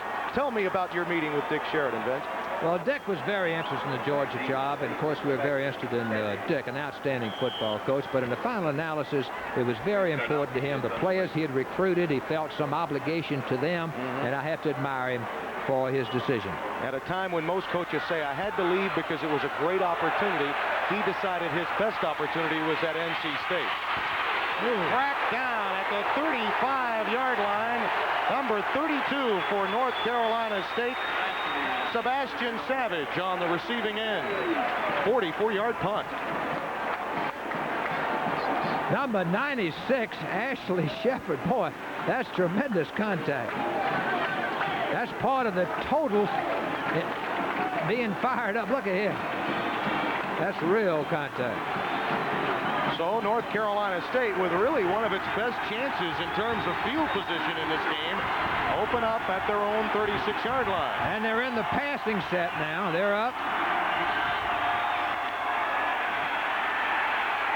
Montgomery to Bird, out to the 45-yard line, near a 1st down. And their possessions in the first half. Look at this, 3 plays and out, 3 plays and out, then an interception that led to a touch, 3 plays and out, 3 yards, another interception. Never did they have an opportunity to get on track offensively. And their one drive that led to the missed field goal, they had to convert 2 third and long situations. Well, I think they're getting on track now because they've changed their offensive set. They're in their hurry offense. They're not huddling. They're going immediately to the line of scrimmage and lining up in their set where they have split backfields and trying to get all their receivers out. Here they are again, no huddle, at the line. Todd Barring carried to near the 50-yard line. We're just underway, 3rd quarter. North Carolina State trailing 17-0, unbeaten and ranked 12th nationally. Montgomery over the middle. Barn, he's got it at the 25 of Clemson. And this hurry-up NC State attack is clicking. A 25-yard gain to Varn, who is a fullback, is used as a pass receiver many, many times in Dick Sheridan's system.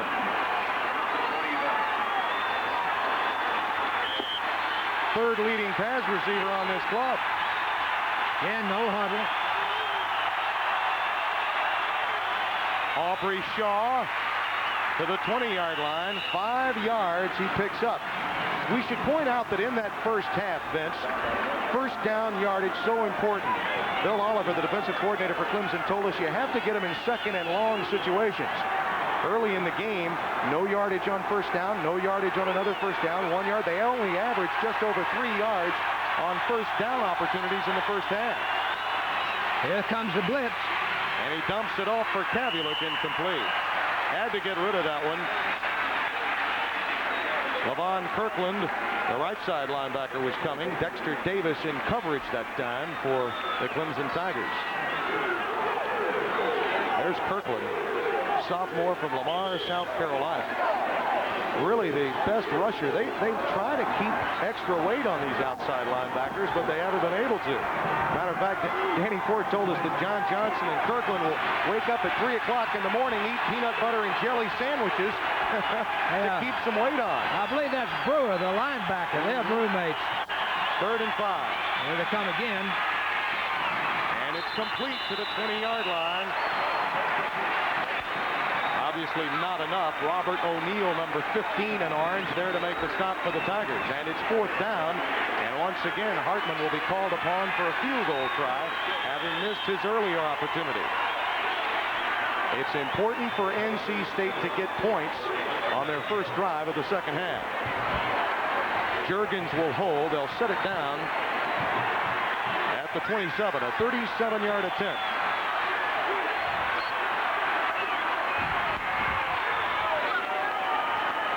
With the angle, it's good. The Wolfpack trying to get back with the Clemson Tigers. ESPN's College Football Saturday, North Carolina State versus Clemson, is brought to you by Jeep. There's only one Jeep. And by Heil Furnaces, the energy savers. Tim Brando along with Vince Dooley, Death Valley, Clemson, South Carolina. The North Carolina State Wolfpack, unbeaten, ranked 12th nationally, with 3 points on their opening drive here in the second half to take a 14-point deficit into the remainder of this third quarter. Number 12 teeing the ball up was Toby Simons for North Carolina State. And you see in kickoff returns, Clemson ranks 12th, 23 yards per return, and Michael Carr, the celebrated freshman from Amite, Louisiana, number 1 at the top of your screen. First chance he's had to return a kickoff, and a bit of a surprise at his 3. Carr out to the 22-yard line. Story on Michael Carr that will develop a bit later. Speaking of kick returners, Rahib Ishmael, we'll see him next week against the Pitt Panthers. He's had a tough day today against Southern California, as Bob Carpenter chronicled for you at halftime. He, along with Gray of Air Force, Smith of Southern Mississippi on Curly Hallman's club, in that group. And Pitt meets Notre Dame. Mike Gottfried can't wait to take on the Irish. Note the time, 5 p.m. Eastern time. Vince and I will be there at Notre Dame Stadium. On first down, Henderson again going back against the grain and a first down. 11 yards. Boy, Henderson does that as well as any back I've seen this year, Vince. Fernandez Vinson made the stop. Well, he runs the draw extremely well, but he's got to have room to throw. He's got to have room to run it, and what's giving him room, again, is the offensive line of Clemson. Watch him come off, and then you'll see him cut back. But there's movement down the line of scrimmage, which enables him to do that. Once they get those linebackers and defensive backs flowing in the other direction, they take advantage of that speed. Clemson goes up the middle with McFadden. Mark Thomas, the linebacker, made the stop. Wesley McFadden worked for Dow Chemical in New Orleans during the summer.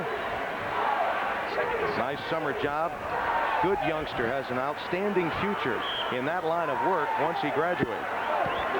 Speaking of that drive by NC State, Vince, what was the philosophy behind Sheridan going with the hurry up in the second half? Dick Sheridan had to have some change of pace for the momentum to get the momentum swung back the other day. They've always had that hurry offense, and the defensive coaches have feared it, so they had to get something going, and it was a good idea. On 2nd and 7, Morocco. The Fields. Now they'll rule it an incompleted pass. Well, it was. He didn't have possession of it, and good stick by Benson and Haynes. So now it's 3rd down and 7. Boy, Tim Simpson with a great day at the PGA Walt Disney Classic on his way to victory. The Giants and A's were postponed today even for practice because of rain. And defenseman Tom Krubers has decided to join the Maple Leafs up in Toronto. The Nugget sale has been announced. The minority owners are in. Details on that with SportsCenter a lot later tonight on ESPN. And, of course, Auburn and Florida State on the way after our scoreboard show. Henderson is dropped back at the 30-yard line. Benson on top of it, and they say a fumble. But the whistle apparently had blown. North Carolina State thought they had the turnover. They do have the negative yardage, though.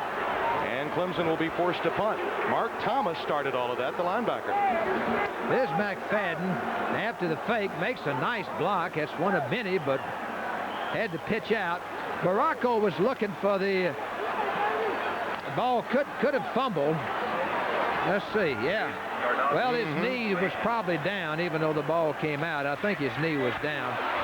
But Morocco was looking for the pass. Sebastian Savage fumbled it. And Clemson's got it.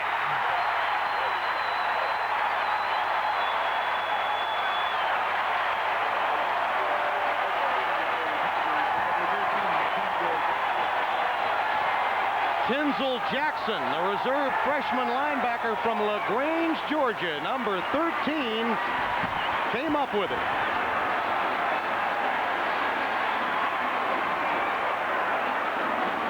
That's Savage, number 32, and he just fumbled a football. Looks like when it goes bad, it goes bad. It was a great opportunity for the momentum to change, but this is a tough break. The fumble that could have been and the fumble that is, that's something North Carolina State will live with in the aftermath of this game, particularly if Clemson converts here. Because to this point, they've had 3 golden opportunities through special teams and turnovers. They've taken advantage twice. Lawrence, number 34, for about a yard or so. Ray Agnew, number 93, piling in on the stop.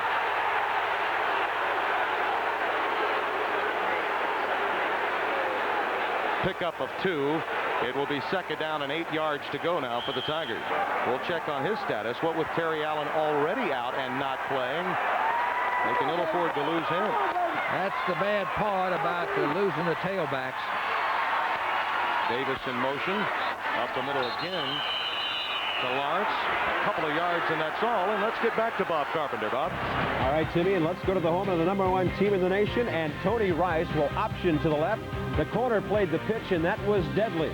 He goes down to the 9. He pitched to Ricky Waters from there, and it's now a 17-14 game, 3rd quarter.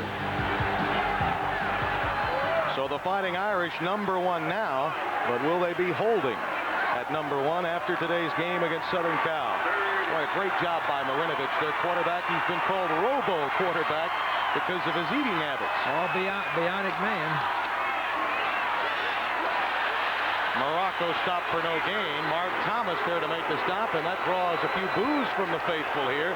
They didn't like that selection of plays by the offensive staff of Clemson as they set up for the Gardocki field goal to try. Well, I believe they think that now Clemson has gone back conservative again, which it was a little conservative. Gardocki will set up at the 30, squarely at the 30, and will have a 40-yard attempt. Missed one, hitting the upright earlier from 44, and connected from 24 yards out today. True blue for the orange and Gardocki. The Tigers lead it 20-3.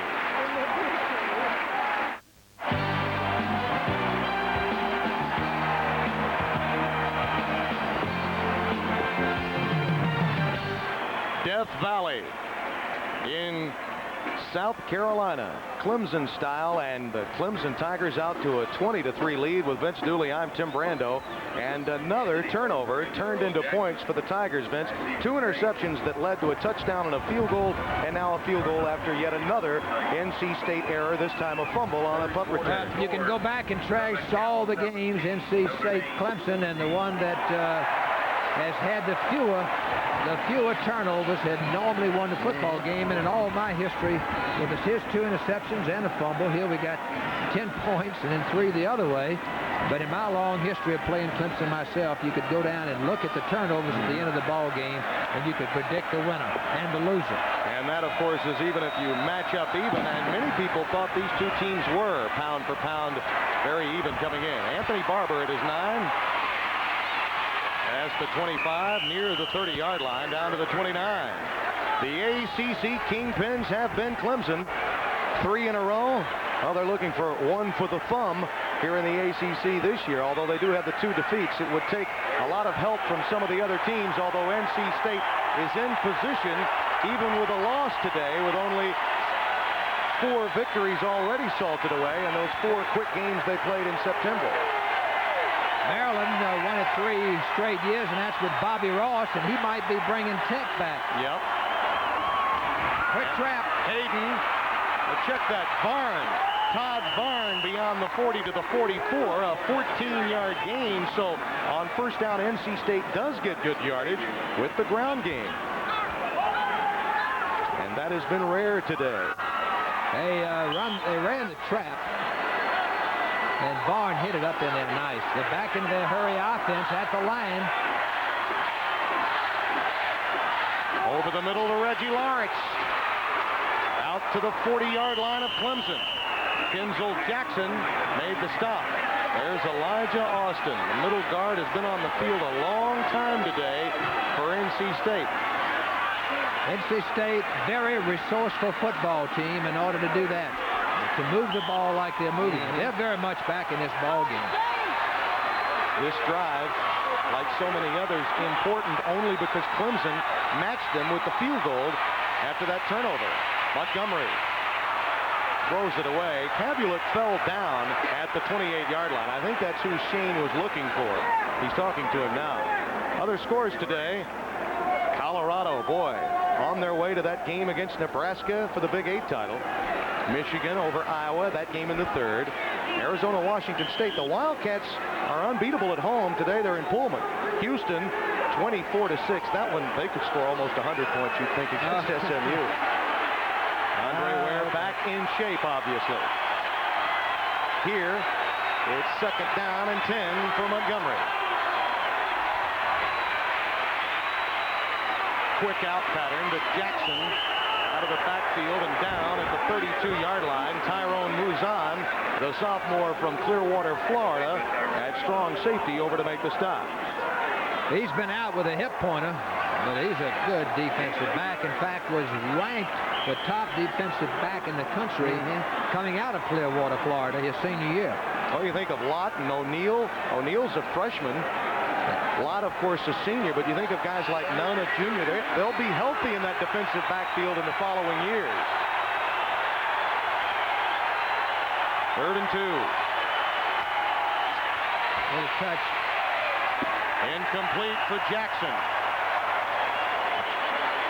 So Sheridan has a decision as to whether to pin Clemson back with a punt or go for it.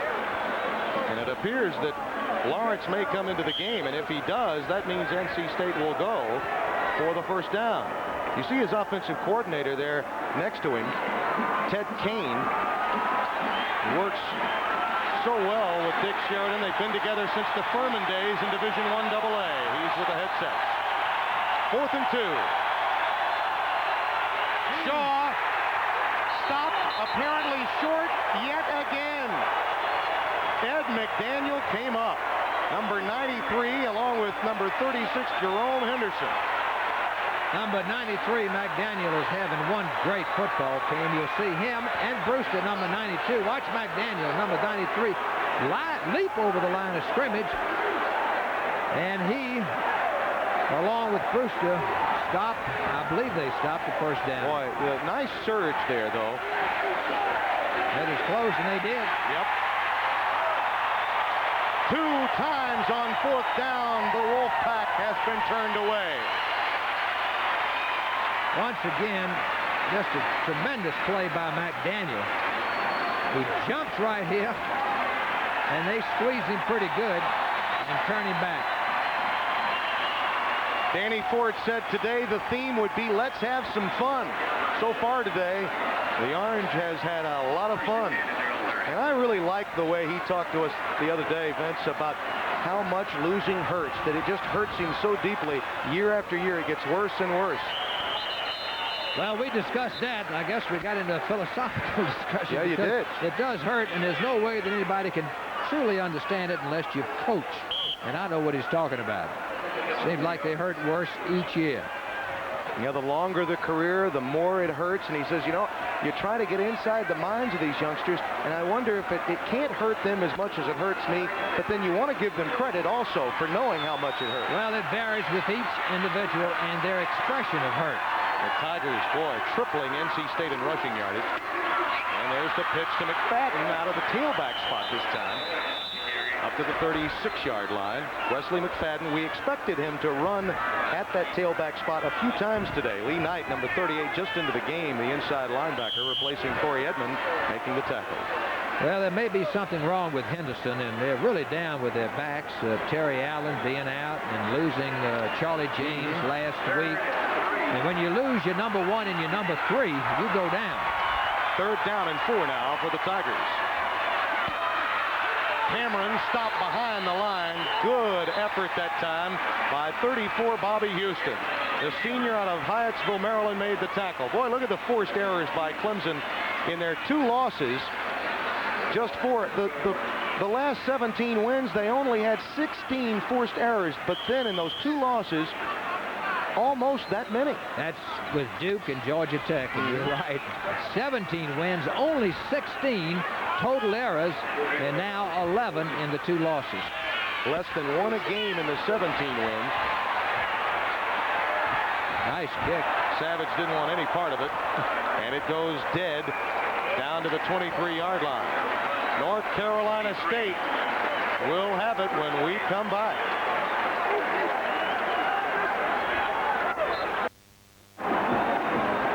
Jam-packed crowd here in Clemson, South Carolina, and they're loving it because their Tigers, thoroughly dominant offensively and defensively up front, have a 17-point lead. NC State with a 1st and 10 at their 23. 5:04 remaining. Montgomery out to Cabulet. Boy, we haven't heard from Cabulet today. That's a 1st down out to the 40-yard line, and they stay in the hurry up. Cabulet, probably the best possession receiver that they've had. And it's going to be very important that Montgomery continue to move the ball down the field, throwing it and staying in that open 1-back set, which is their 5-receiver pass offense. Back to the eye. 1st and 10. Quick drop. And they get it out to Lawrence. Reggie Lawrence breaking a tackle or 2 up near the 50. And McDaniel, the inside backer, along with Dexter Davis, combine on the stop. 4:20 remaining in the 3rd quarter. Reggie Lawrence is just a freshman, but he's the fastest of all the wide receivers at NC State. Porter's back in the game now at 1 wide receiver spot for NC State. 2nd and a yard. Todd Barn gets it into Clemson territory. Doug Brewster, the weak side linebacker, making the stop for the Tigers. Boy, Brewster and McDaniel together have had truly an outstanding game. Brewster with an interception today that led to Clemson's 1st touchdown. They get tremendous drops on passes, which makes it extremely difficult to throw over the middle when you got linebackers that can run like those 2. Montgomery's numbers getting better. Here comes the blitz. Quarters. Look here. That's a 1st down. Inside the 40 to the 38-yard line. And again, Dexter Davis there to make the tackle. The offensive line is doing a good job now picking up the blitz. And you'll see Brewster right here, number 92, and number 93, McDaniels. Good read on the blitz, playing man. And here comes Carter's for the 1st down. Out of Fayetteville, North Carolina, just a junior, and he'll have that surgery tomorrow. Have his knee scoped.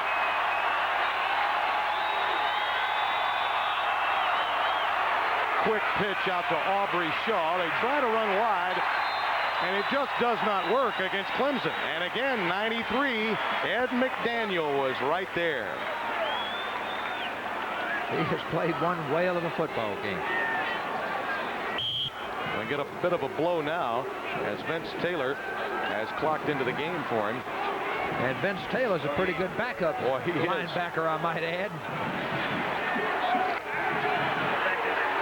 2nd and 10, so for the 1st time in this drive, a 2nd and long situation facing NC State. Montgomery looking long, incomplete, broken up by O'Neal.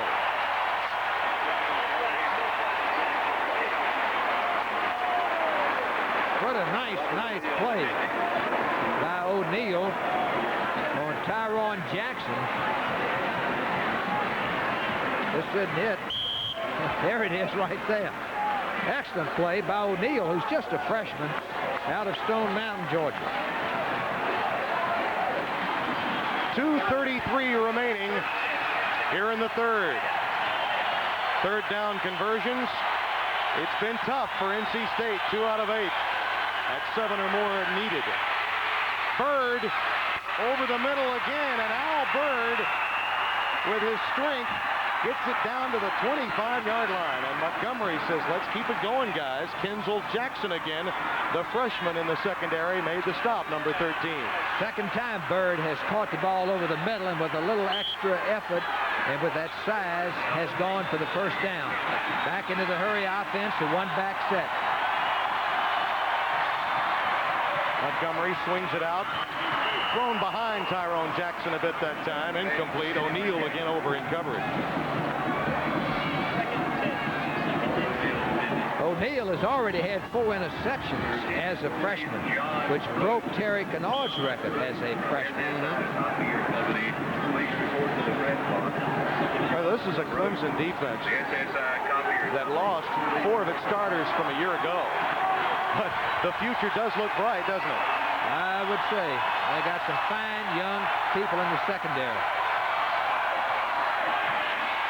Montgomery lofts it for Quarters. He's got it at the 11-yard line.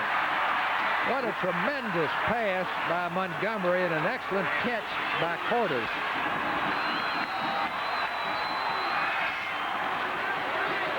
Here comes Quarters, and he's well covered by Davis right here. The ball had to go out 1 foot and then out of bounds. Great pass. NC State sidelines getting charged up now. But then again, so are these Clemson fans. 1st and 10, just outside the Clemson 10. Montgomery tipped and caught by Varn. Todd Varn keeps it alive. Vince Taylor got a hand on that one, tipping it into the air and making the stop. Montgomery is under tremendous pressure right here and actually had to throw the ball off balance as he got all the pressure from John Johnson. Then the ball was tipped around, and what a good job Varn did of concentrating. They're bringing that strong safety a lot at Shane Montgomery today. 2nd and 5. Bird. Not much that time, maybe a yard. Dexter Davis, along with Mooney, Tony Mooney, number 14, up with the quick pop. The cornerback, a sophomore from Shelby, North Carolina. 12th play of the drive for Dick Sheridan. 3rd down. Remember, they could get the first down without benefit of the touchdown. They got some problems now because they got to go now to continue in the same type of offense, and they've got to throw the football. Are they going to trap? Varn. Yes, good call. Great call. Touchdown.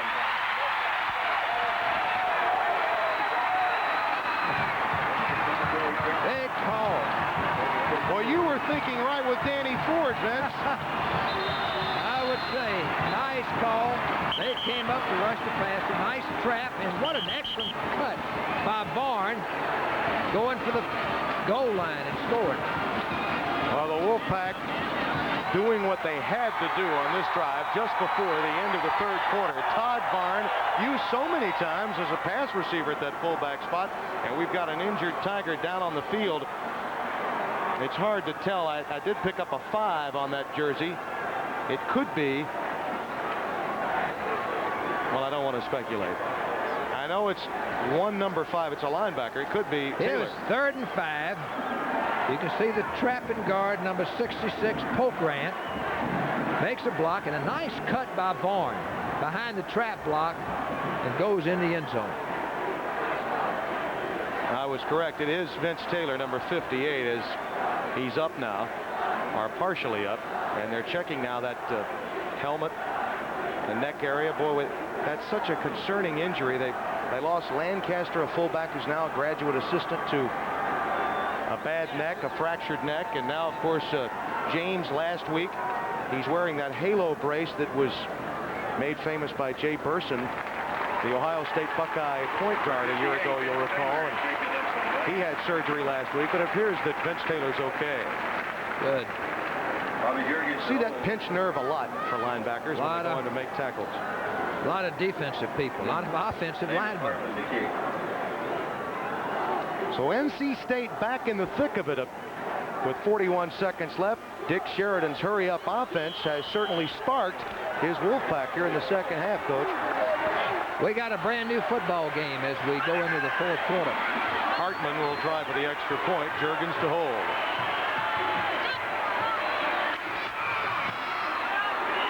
It's true, and North Carolina State is to within 10.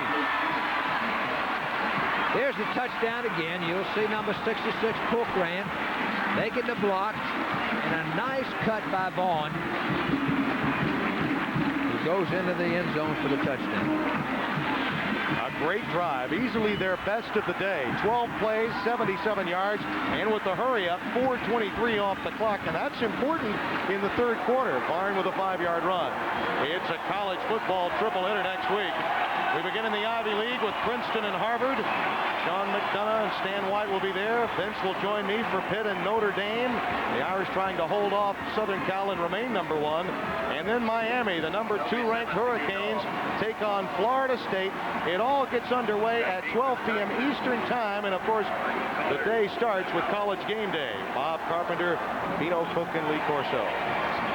That was an excellent call by Dick Sheridan on the trap. Got into their hurry offense. They were in an up position and then called the trap for the touchdown. Simons with a high boot again through the end zone, and it's 1st and 10 for the Tigers at their 20. And that is Bill Oliver, the defensive coordinator, holding court right now, Coach. Bill Oliver has done a good job with the secondary, and they have changed up their coverage considerably, and it looks like they're getting ready to change it up again because now they're beginning to move the ball on it. Well, his rivalry as a defensive coach against Dick Sheridan goes back to his days at Tennessee Chattanooga when he was coaching there, and Sheridan was at Furman. Deshaun Cameron in at quarterback now for Clemson at the 20-yard line. Henderson back in the game now and out to the 24-yard line. A gain of 4. It's 2nd and 6 coming up. Bobby Houston there to make the stop. Well, they have certainly not had the benefit of field position in the third quarter as they have in the first half. And another Tiger down on the field. 22 seconds remaining in the third quarter as we check on yet another injured Tiger. And it appears, I'm looking at BR, that could be Bruce Bratton, the left tackle. B-R-A-T, yes. So he is a scholar athlete, excellent student, just a sophomore. Member of the National Honor Society, and they're checking him now. Boy, you get to this time of the season, and depth means so much because as the critical games come up in conference play and in intersectional play, you start losing players. Dick Sheridan's been very fortunate so far this year to have not lost any of his offensive linemen or defensive front because he really does not have the backup people that some of the other institutions have in big league college football. He lost some offensive linemen early. Yep. In fact, 3 of them, which really stripped his depth. So we're going to take a look at Bratton here, Coach. There he is, Bratton. He hits the ground and maybe hurts his shoulder. Maybe he pinched it. It's hard to tell. Might have hurt his shoulder. Coming out holding his shoulder, so there's a good possibility that he hurt his shoulder. It's definitely in the upper body as he comes off the field. Well, you mentioned losing some of those linemen early. John Huggins, one of the best offensive linemen that Dick Sheridan has, he expects to have him back in the lineup in about a week or so, which could make things even nicer for NC State for the remainder of their ACC schedule. It'll give them some help as they go down the stretch. Clock's going to run out, and after 3 quarters of play, Death Valley has belonged to Clemson, but North Carolina State has hurried up to make it a game as we go to quarter number 4 in Death Valley.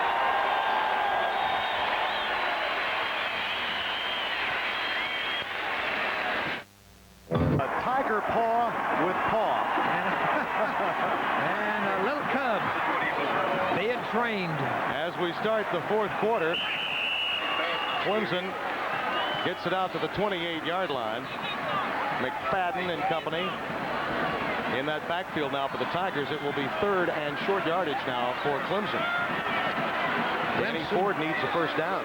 Clemson has not run the football very well in the 3rd quarter, so they've got to maintain some possession in the 4th.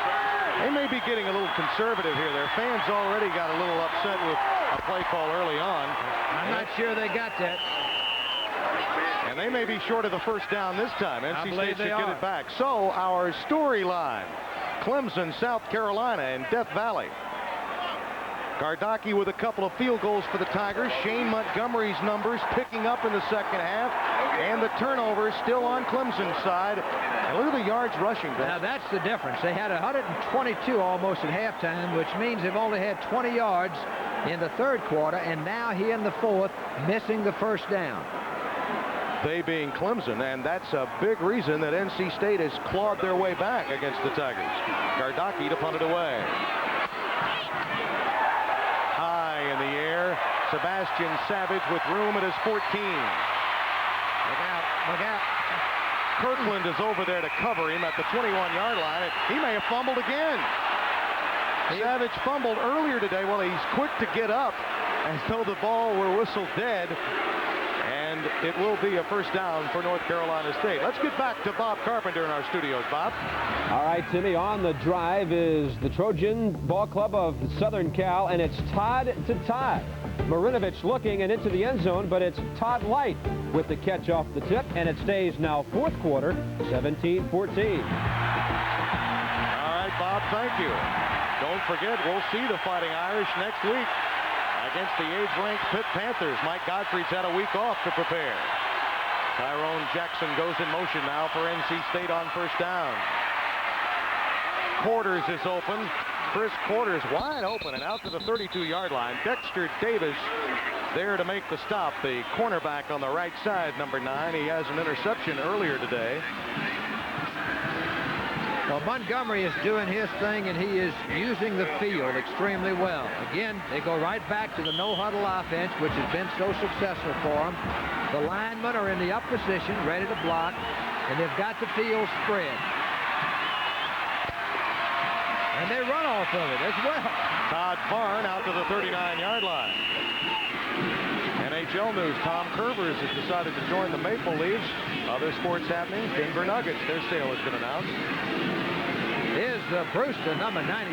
He's got that speed, and just misses Barn, who slides to the outside. The update after the game on SportsCenter on all the other sports news. But we've got a lot of football left, both here and in prime time. Kavulik out to the 49-yard line, but it's incomplete. He lost the handle after the hit by Mooney. Well, here's Kavulik, and usually he makes these kind of catches, but Mooney hit him pretty good. It hurt him. It hurt his back. Let's see it again. Right here's another different angle. Wow. He puts the headgear right in his back, and I know that hurt. 3rd down and 4.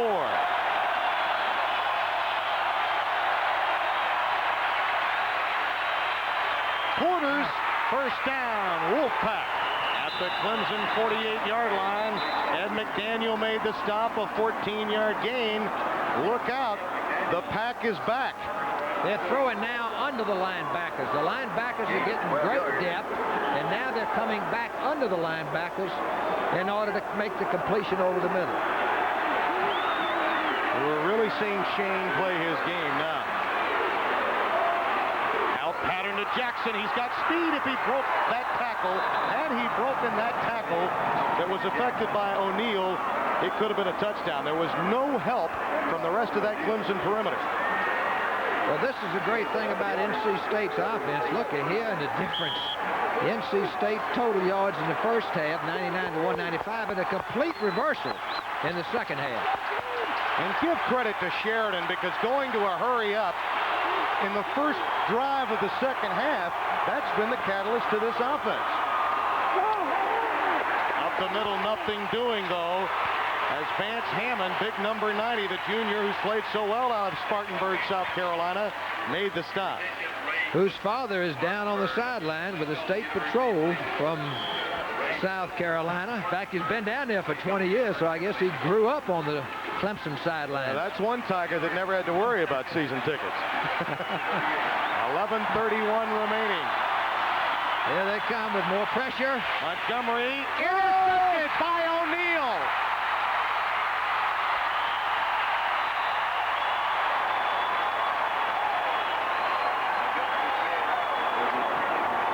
And Vince, you called it. Montgomery getting the pressure that forced this turnover. Here comes Brewster, number 92, who sweeps in there and gets the pressure on Montgomery, which causes him to throw the bad pass, which enabled number 15 O'Neal to intercept his 5th ball, which now leads the ACC and has broken a Clemson record. Out to the 34-yard line now. The Clemson Tigers start with Deshaun Cameron at quarterback. Fletcher in motion. Henderson gets the pitch. Past the 40 to the 41-yard line. 3 interceptions today by Clemson. And the reason is the kind of pressure that has been put on Montgomery, and here's Brewster once again coming up the middle a little bit late and really hits Montgomery, and Montgomery never saw a way through the football. Out of Athens, Georgia. 205. On some of those great teams of Billy Henderson at Clark Central, and that's where Morocco came from. 2nd down and 4 now for the Tigers. Wesley McFadden gets 2 of that back. Ray Agnew and Corey Edmond combine on the tackle. Well, I go back to what Bill Oliver, the defensive coordinator for Clemson, told us, Vince, that to stop North Carolina State offensively, you have to get them in 2nd and 3rd and long situations. If they get 5+ yards on 1st down, they'll just peck away at you, and that's what happened there. That ended that drive. And you also can't give them the same look. You got to keep giving them different looks, and that's what worried Dick Sheridan, because they indeed change up their secondary and their coverage tremendously well. There's Bill Oliver hard at work on the Clemson sidelines. Pitch out to Henderson. Out near midfield. And another Tiger 1st down. Joe Johnson, number 21, corralled him along the sidelines. And we have a marker down. Holding penalty indicated against Clemson. Well, that'll back him up. Danny Ford not happy with that. Although the Tigers have gotten their interceptions and their turnovers today, he knows NC State's making a comeback. This is number 22, McFadden, and this is what he does so well. He's a cut blocker, and he gets number 47, Edmond, down.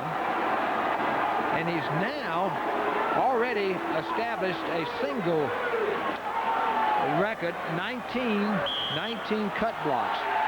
Knockdowns. Look at that penalty yardage, Vince. That's really hurt because they were beginning to move the ball again. It's really keeping NC State in the game. It is right now. After the interception, they had a chance now to go ahead and move the football and eat some clock. 3rd down and 9 yards to go. Now the officials are conferring about the placement of the ball, I believe, here after the penalty. We're talking about McFadden. He only needs about 25 more to be the all-time leader in knockdown blocks. That was set by John Phillips, an All-American here and brother of Hank Phillips, the center at Clemson. Was that 73 knockdown blocks? 73. Unbelievable. That's the record. 3rd and 9 now. Time remaining in the game, 9:45. Cameron with a play fake and more pressure. Incomplete. Well, let's find out what's happening with number 1 in South Bend, Bob Carpenter. Well, Timmy, number 1 is again number 1, at least for the moment. Anthony Johnson will go 34 yards on 3rd and 1. Irish up 21-17 in the 4th. But there's a lot of time left. Almost 14 minutes remaining. All right, Bob, thank you. 20-10 our score here as we resume in the 4th quarter with Vince Dooley and Gardocki to punt it away. Savage is back deep. It's been an adventure for him. And this one is going to bounce. And Gardocki's average will go up. Down at the 18-yard line, a 47-yard punt for Gardocki. It's a 10-point Tiger lead. ESPN's College Football Saturday, North Carolina State versus Clemson, is brought to you by Volvo, a car you can believe in. By Anheuser-Busch, we brew our fine quality beers to be enjoyed responsibly. Remember, no win to say win. And by AT&T, the right choice. We're dialed in Southwest South Carolina. Death Valley, the home of their beloved Tigers. Vince Dooley is by my side. I'm Tim Brando. 9:25 remaining. NC State unbeaten, ranked 12th nationally, down by 10. Quick hitch, quarters fumble. Tigers may have it back. They do. Wayne Simmons. Oh, is he a big playmaker? This got his hand in there and stripped the ball out. Here's the pass out to Cordes. Let's watch Simmons. Here he comes. Watch his hand. There it goes. And he quickly gets on the ball himself, so he caused the fumble and recovered it himself. He's the one that intercepted the ball against Florida State and went 73 yards. What an athlete. Hilton Head, South Carolina. Just a freshman. O'Neill's also a freshman. He had the interception to end the last NC State would-be drive. Henderson stopped behind the line of scrimmage this time. Mark Thomas there to make the tackle. Turnovers and more turnovers. That's been the problem. And the secondary of Clemson, which was such a concern coming in, has certainly graded out well today, Coach. Well, Bill Oliver said he was going to change it up. He said he was going to do some things different. I asked him what, and he wouldn't tell me. And I don't blame him. There is a lot of connection between the Chattanooga connection because Bill Oliver was the head coach. Joe Pate, the defensive coordinator at NC State, were there together. Cameron is in at quarterback. Good cut. Good Henderson cut. down to the 5-yard line. Boy, how many times have we said that about number 33 in orange? A nice cut. Fernandez Benson saved the touchdown, number 2 in white. Gain of 6 yards. Continue the offensive line, 67 long, 46 fields. Nice block, and watch this cut by number 33 Henderson. He can do that as good as any back I've seen in a long time. Make the cut and come up in the hole. With Terry Allen, he would have been a great compliment for the rest of the year, and Allen may be back soon. He will be. It'll be a great 1-2 punch. They're calling timeout. Well, now, this will be interesting because the play had gotten underway. I think Wesley McFadden had the presence of mind to get the timeout before the youngster Cameron could get the play off. So a nice play by 22 in orange. Take a look at this with a youngster at quarterback. Watch number 22. McFadden is just a great player, and it's a very intelligent call. Stay with us. We'll be back.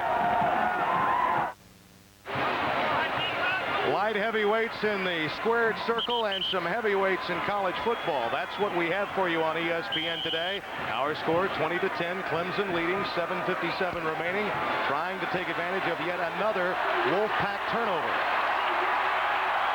3rd down and 3. Cameron stopped behind the line of scrimmage. There's the speed of Ray Agnew again. Number 93, the All-American candidate. Consistently there time after time. Well, they're trying to play it conservative coming out on the corner. And Agnew makes a real fine play along with Mark Thomas. Here's Agnew. And Fernandez Vinson. And they can run into secondary, but he's in a position with Gardocki.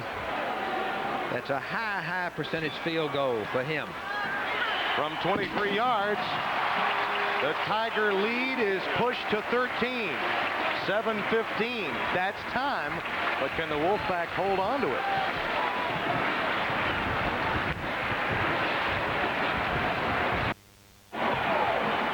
Clemson leading North Carolina State 23-10.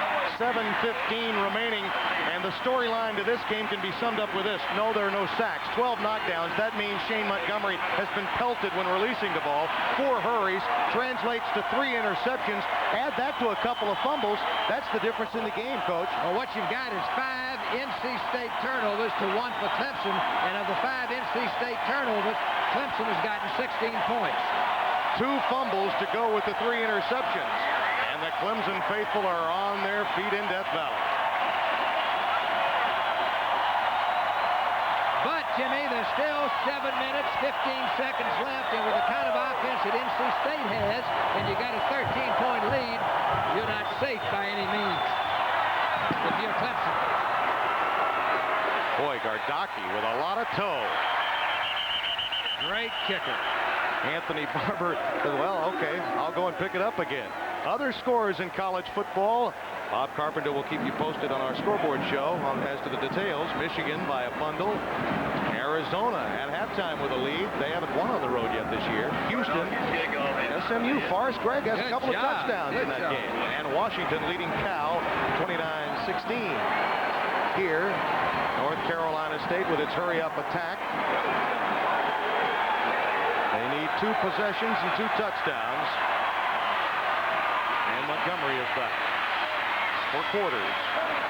Out of bounds at the 35-yard line. Taking what's given in that zone.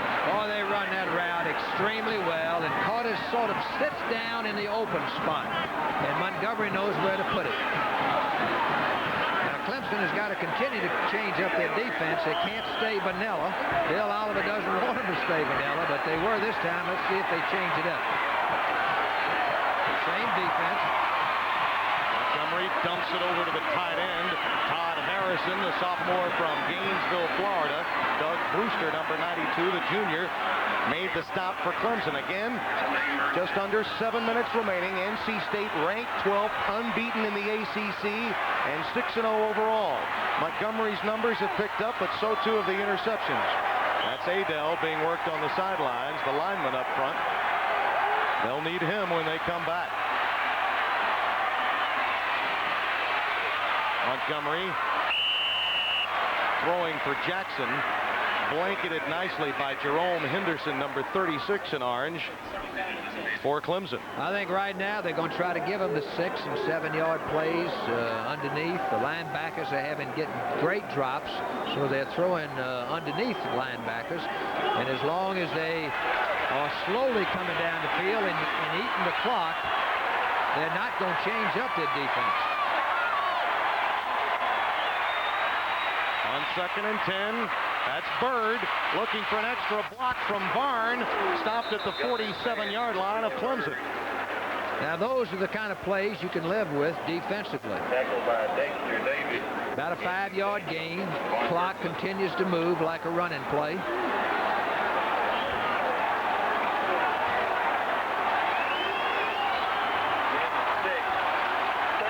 Dick Sheridan trying to prove to the skeptics that his program has really arrived nationally. He needed this game to get that accomplished. Hey, here comes the blitz. Here it comes. And Montgomery dumps it off. Incomplete, but you know they're in 4-down territory now. And again, Doug Brewster. Just a tremendous job of concealing the blitz, and at the last second, Brewster comes in, finds the hole, and puts the pressure on Montgomery. And there's no quarterback in America that can throw the ball under that kind of pressure. Doug Brewster's having a fine football game. He and McDaniel, his other linebacker counterpart, number 93. 0 for 2 on 4th down so far. Montgomery for quarters, incomplete. And the Clemson defense is 3 for 3.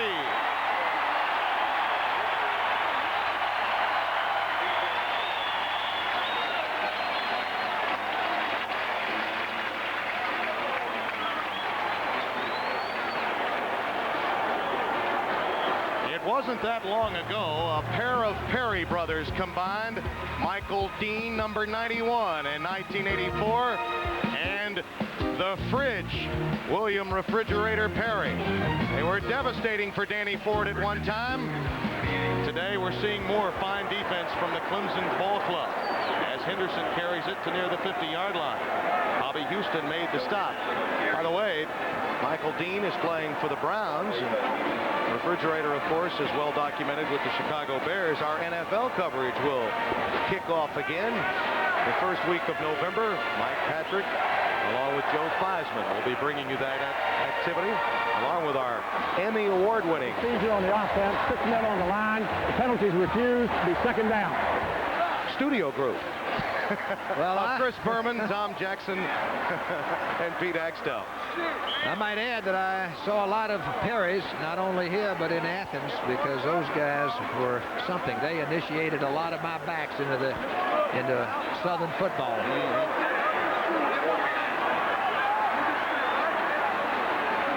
Second and 9.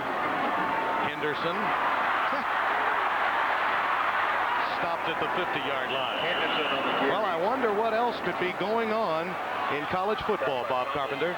Well, Tim, a lot of things going on at Notre Dame. On 3rd and 15, Todd Marinovich looks, throws, a defender slips, and it's Gary Wellman with a 16-yard reception, 24-21, but 9 minutes left.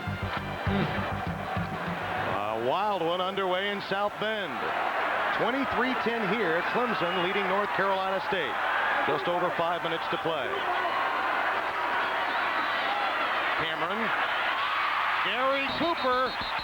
They'll rule him out of bounds. They say he did not have control of the football as he went out of bounds. And I don't believe he did. Just gathering it in as he stepped out. Well, we haven't heard much from Gary today, but I suppose it's not high noon. Here is Cooper now. We'll see if he has the football as he steps out of bounds. He's juggling it right now. Oh, nope, he still doesn't have it. Oh, he's out of bounds. Doesn't have it. Does he have it? No. No possession.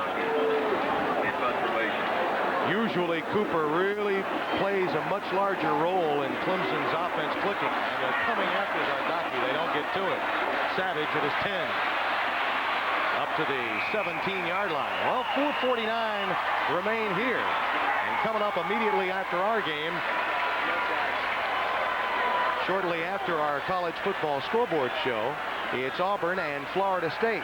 7:30 Eastern time. Note that special start time. That, of course, will give Bob Carpenter, Lee Corso, and Bino Cook time to put this day in perspective. And there's a lot to piece together back there in our studio with respect to the games played today. This ball game's in Tallahassee. That'll be a great one. Montgomery for Kavulik. And Kavulik's got it out to the 39-yard line. A first down for NC State. Nice touch by Montgomery on his pass to Kavulik. Well, he's had a number of clutch catches all year for North Carolina State. But the thing they have not been able to do with any degree of consistency is run up the middle at that Clemson defensive front. Well, they got out of that early. Yeah. As they got behind. This is the offense they had to go to. Montgomery dumping it for Harrison. Incomplete. Doug Brewster there again to provide the coverage as we update you on other happenings in the sports world. The Nuggets sale was finally announced. Landmark decision there for the future of the NBA.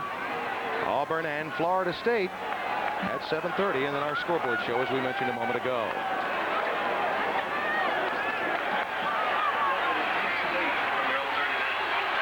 Second and 10 from the NC State 39.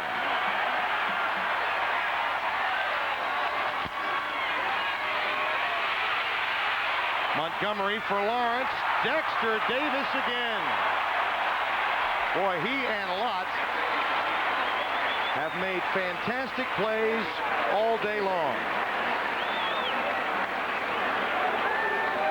You're going to see number 99, Bodine, who is the walk-on that earned a scholarship, and what a great, great play by Dexter Davis. But Bodine walked on, earned a scholarship. There's Davis. And he's just a sophomore. He's got 2 more years. On 3rd and 10, Montgomery for Kavulik. Nearly picked off by Jerome Henderson. He, along with Lott, were back there. And once more, Vince, in a 2nd and long. An incompletion leads to 3rd and long, and that spells trouble for Dick Sheridan and staff as they try for the 4th time for a 4th down conversion. Well, they have no choice here. But again, they're getting pressure because Clemson has rolled all of their players. They've had probably played 70 players by the end of the first half, which helps to keep them fresh in the 4th quarter. They're not only playing well, they're cheerleading well. Another big play. Not enough. Well, you have to wonder about that. I mean, Montgomery had to get 10 yards, and he took a secondary receiver. Not what you want on 4th and 10. No, I'm sure of that.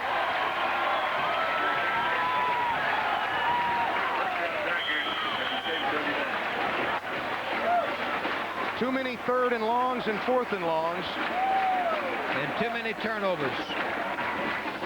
Clemson takes over. We should tell you that this jam-packed capacity crowd here at Clemson is looking forward to Clemson going unbeaten the rest of the way, and they could with the schedule they have. They could be a 9-2 team and again be playing in a major bowl game, or at least a game that's around New Year's Day. The game means a lot to them today.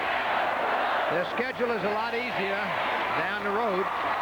Now they need to control some clock. Jesse Campbell comes up to make the stop of Henderson. Zippy, that's Chris Morocco, number 8. Zippy is his daddy. Well, I understand why you're saying Zippy. Well, I know Zippy extremely well. Heck of an athlete, great football player at Georgia, but a superb basketball player. Averaged 25 points a game when he was playing. That's a happy secondary, and they should be. They have played well. That's been the key. They're kissing each other. Well, they're having more than fun. They're loving it. 2nd and 8. But I'll take the offensive line, too. They ought to be hugging each other because they have played well. Henderson stopped at the 42-yard line. Jesse Campbell making the tackle for North Carolina State. But they haven't done a great deal against NC State in the 2nd half as far as knocking them off the ball. No, they haven't. And I think it took that long for NC State to get back into the rhythm of things. 3:26 remaining here in Clemson.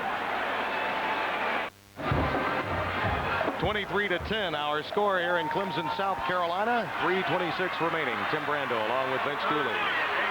3rd down and 8 now. Wesley McFadden, the total back today for the Tigers.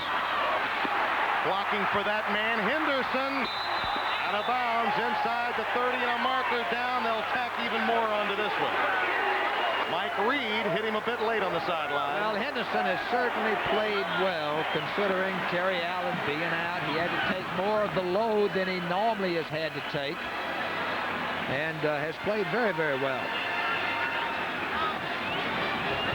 This is what he does best. He can cut back, run this draw play, find the daylight, little quickness to the outside, and they hit him a little late.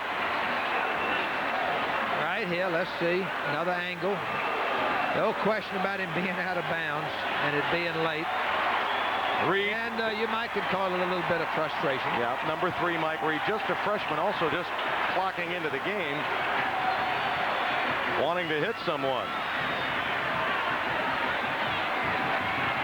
We talked about Clemson's secondary today, and yet it's NC State's defensive backs that have been so highly heralded, thought of so well by the pro scouts, and they have not had their day today.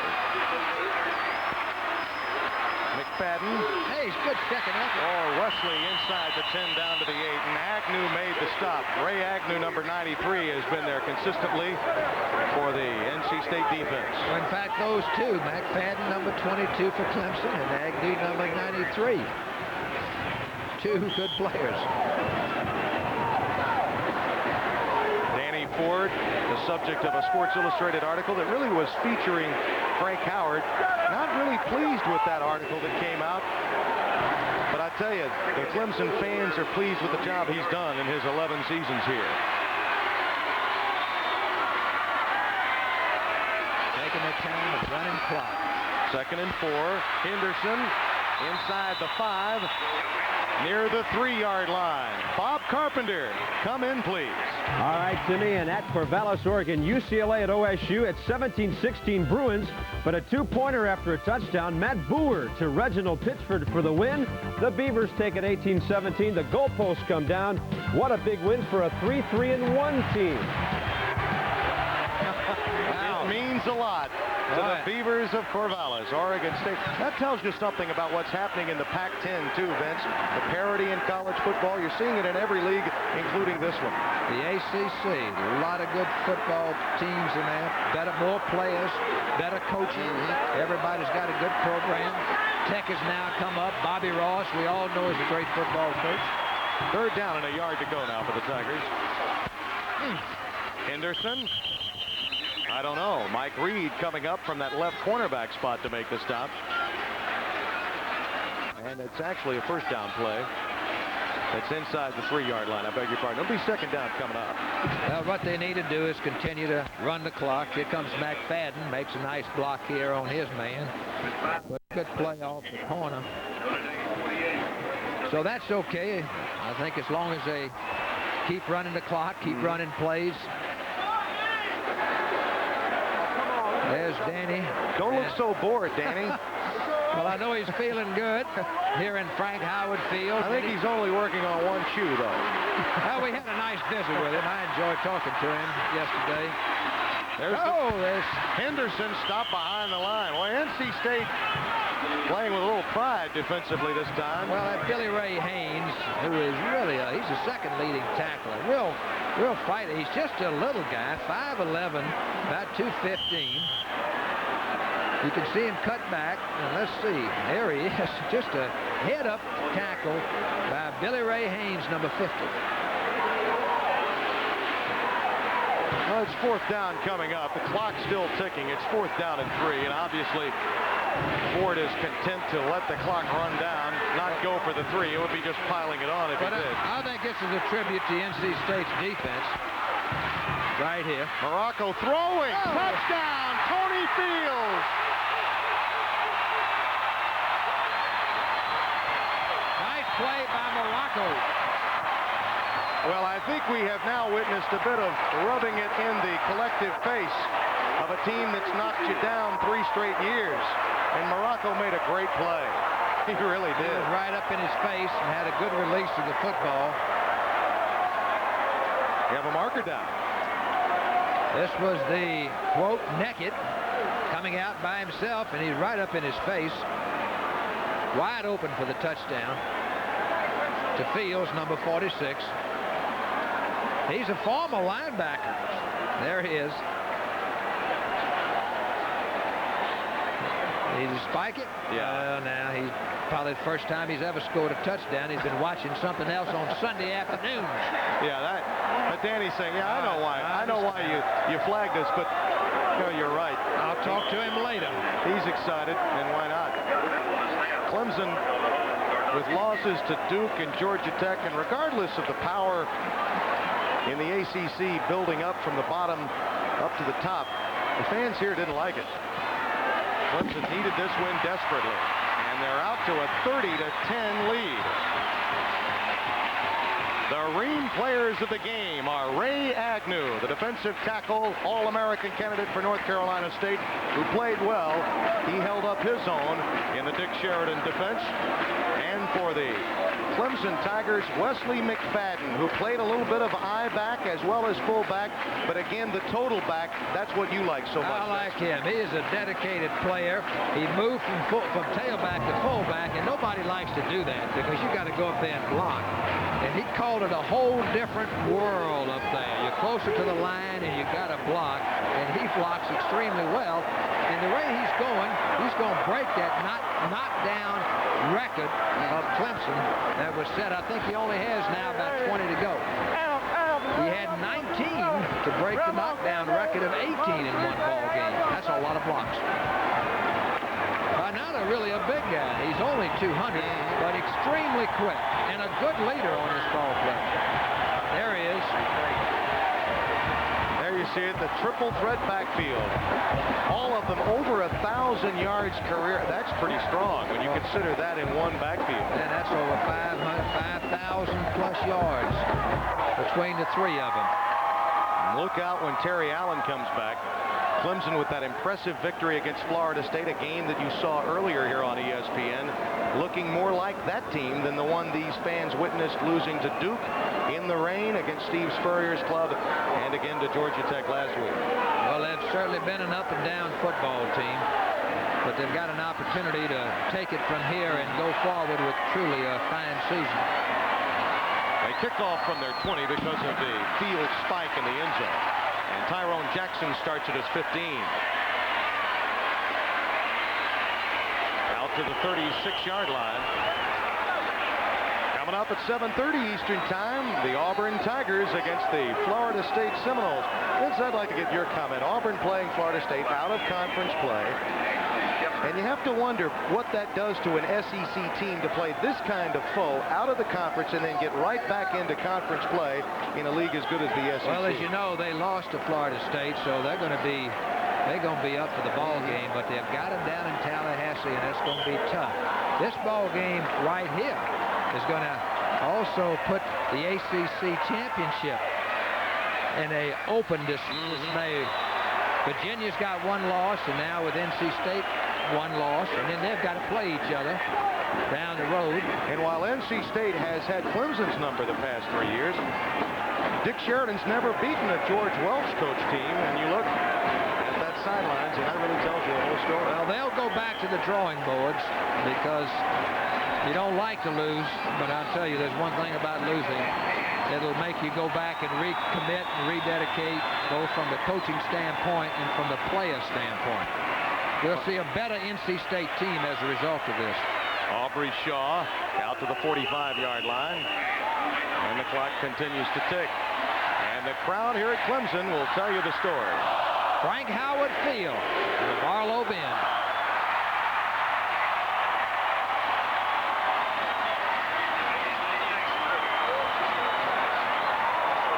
This kind of reaction used to be reserved for victories over arch rivals like Georgia and South Carolina. But it's for North Carolina State. So I guess the Wolfpack has arrived. This game meant a lot to Danny Ford. For Vince Dooley, I'm Tim Brando saying so long. We'll see you next week from Notre Dame. With news on Notre Dame and other college football notes, let's get back to Bob Carpenter. Bob?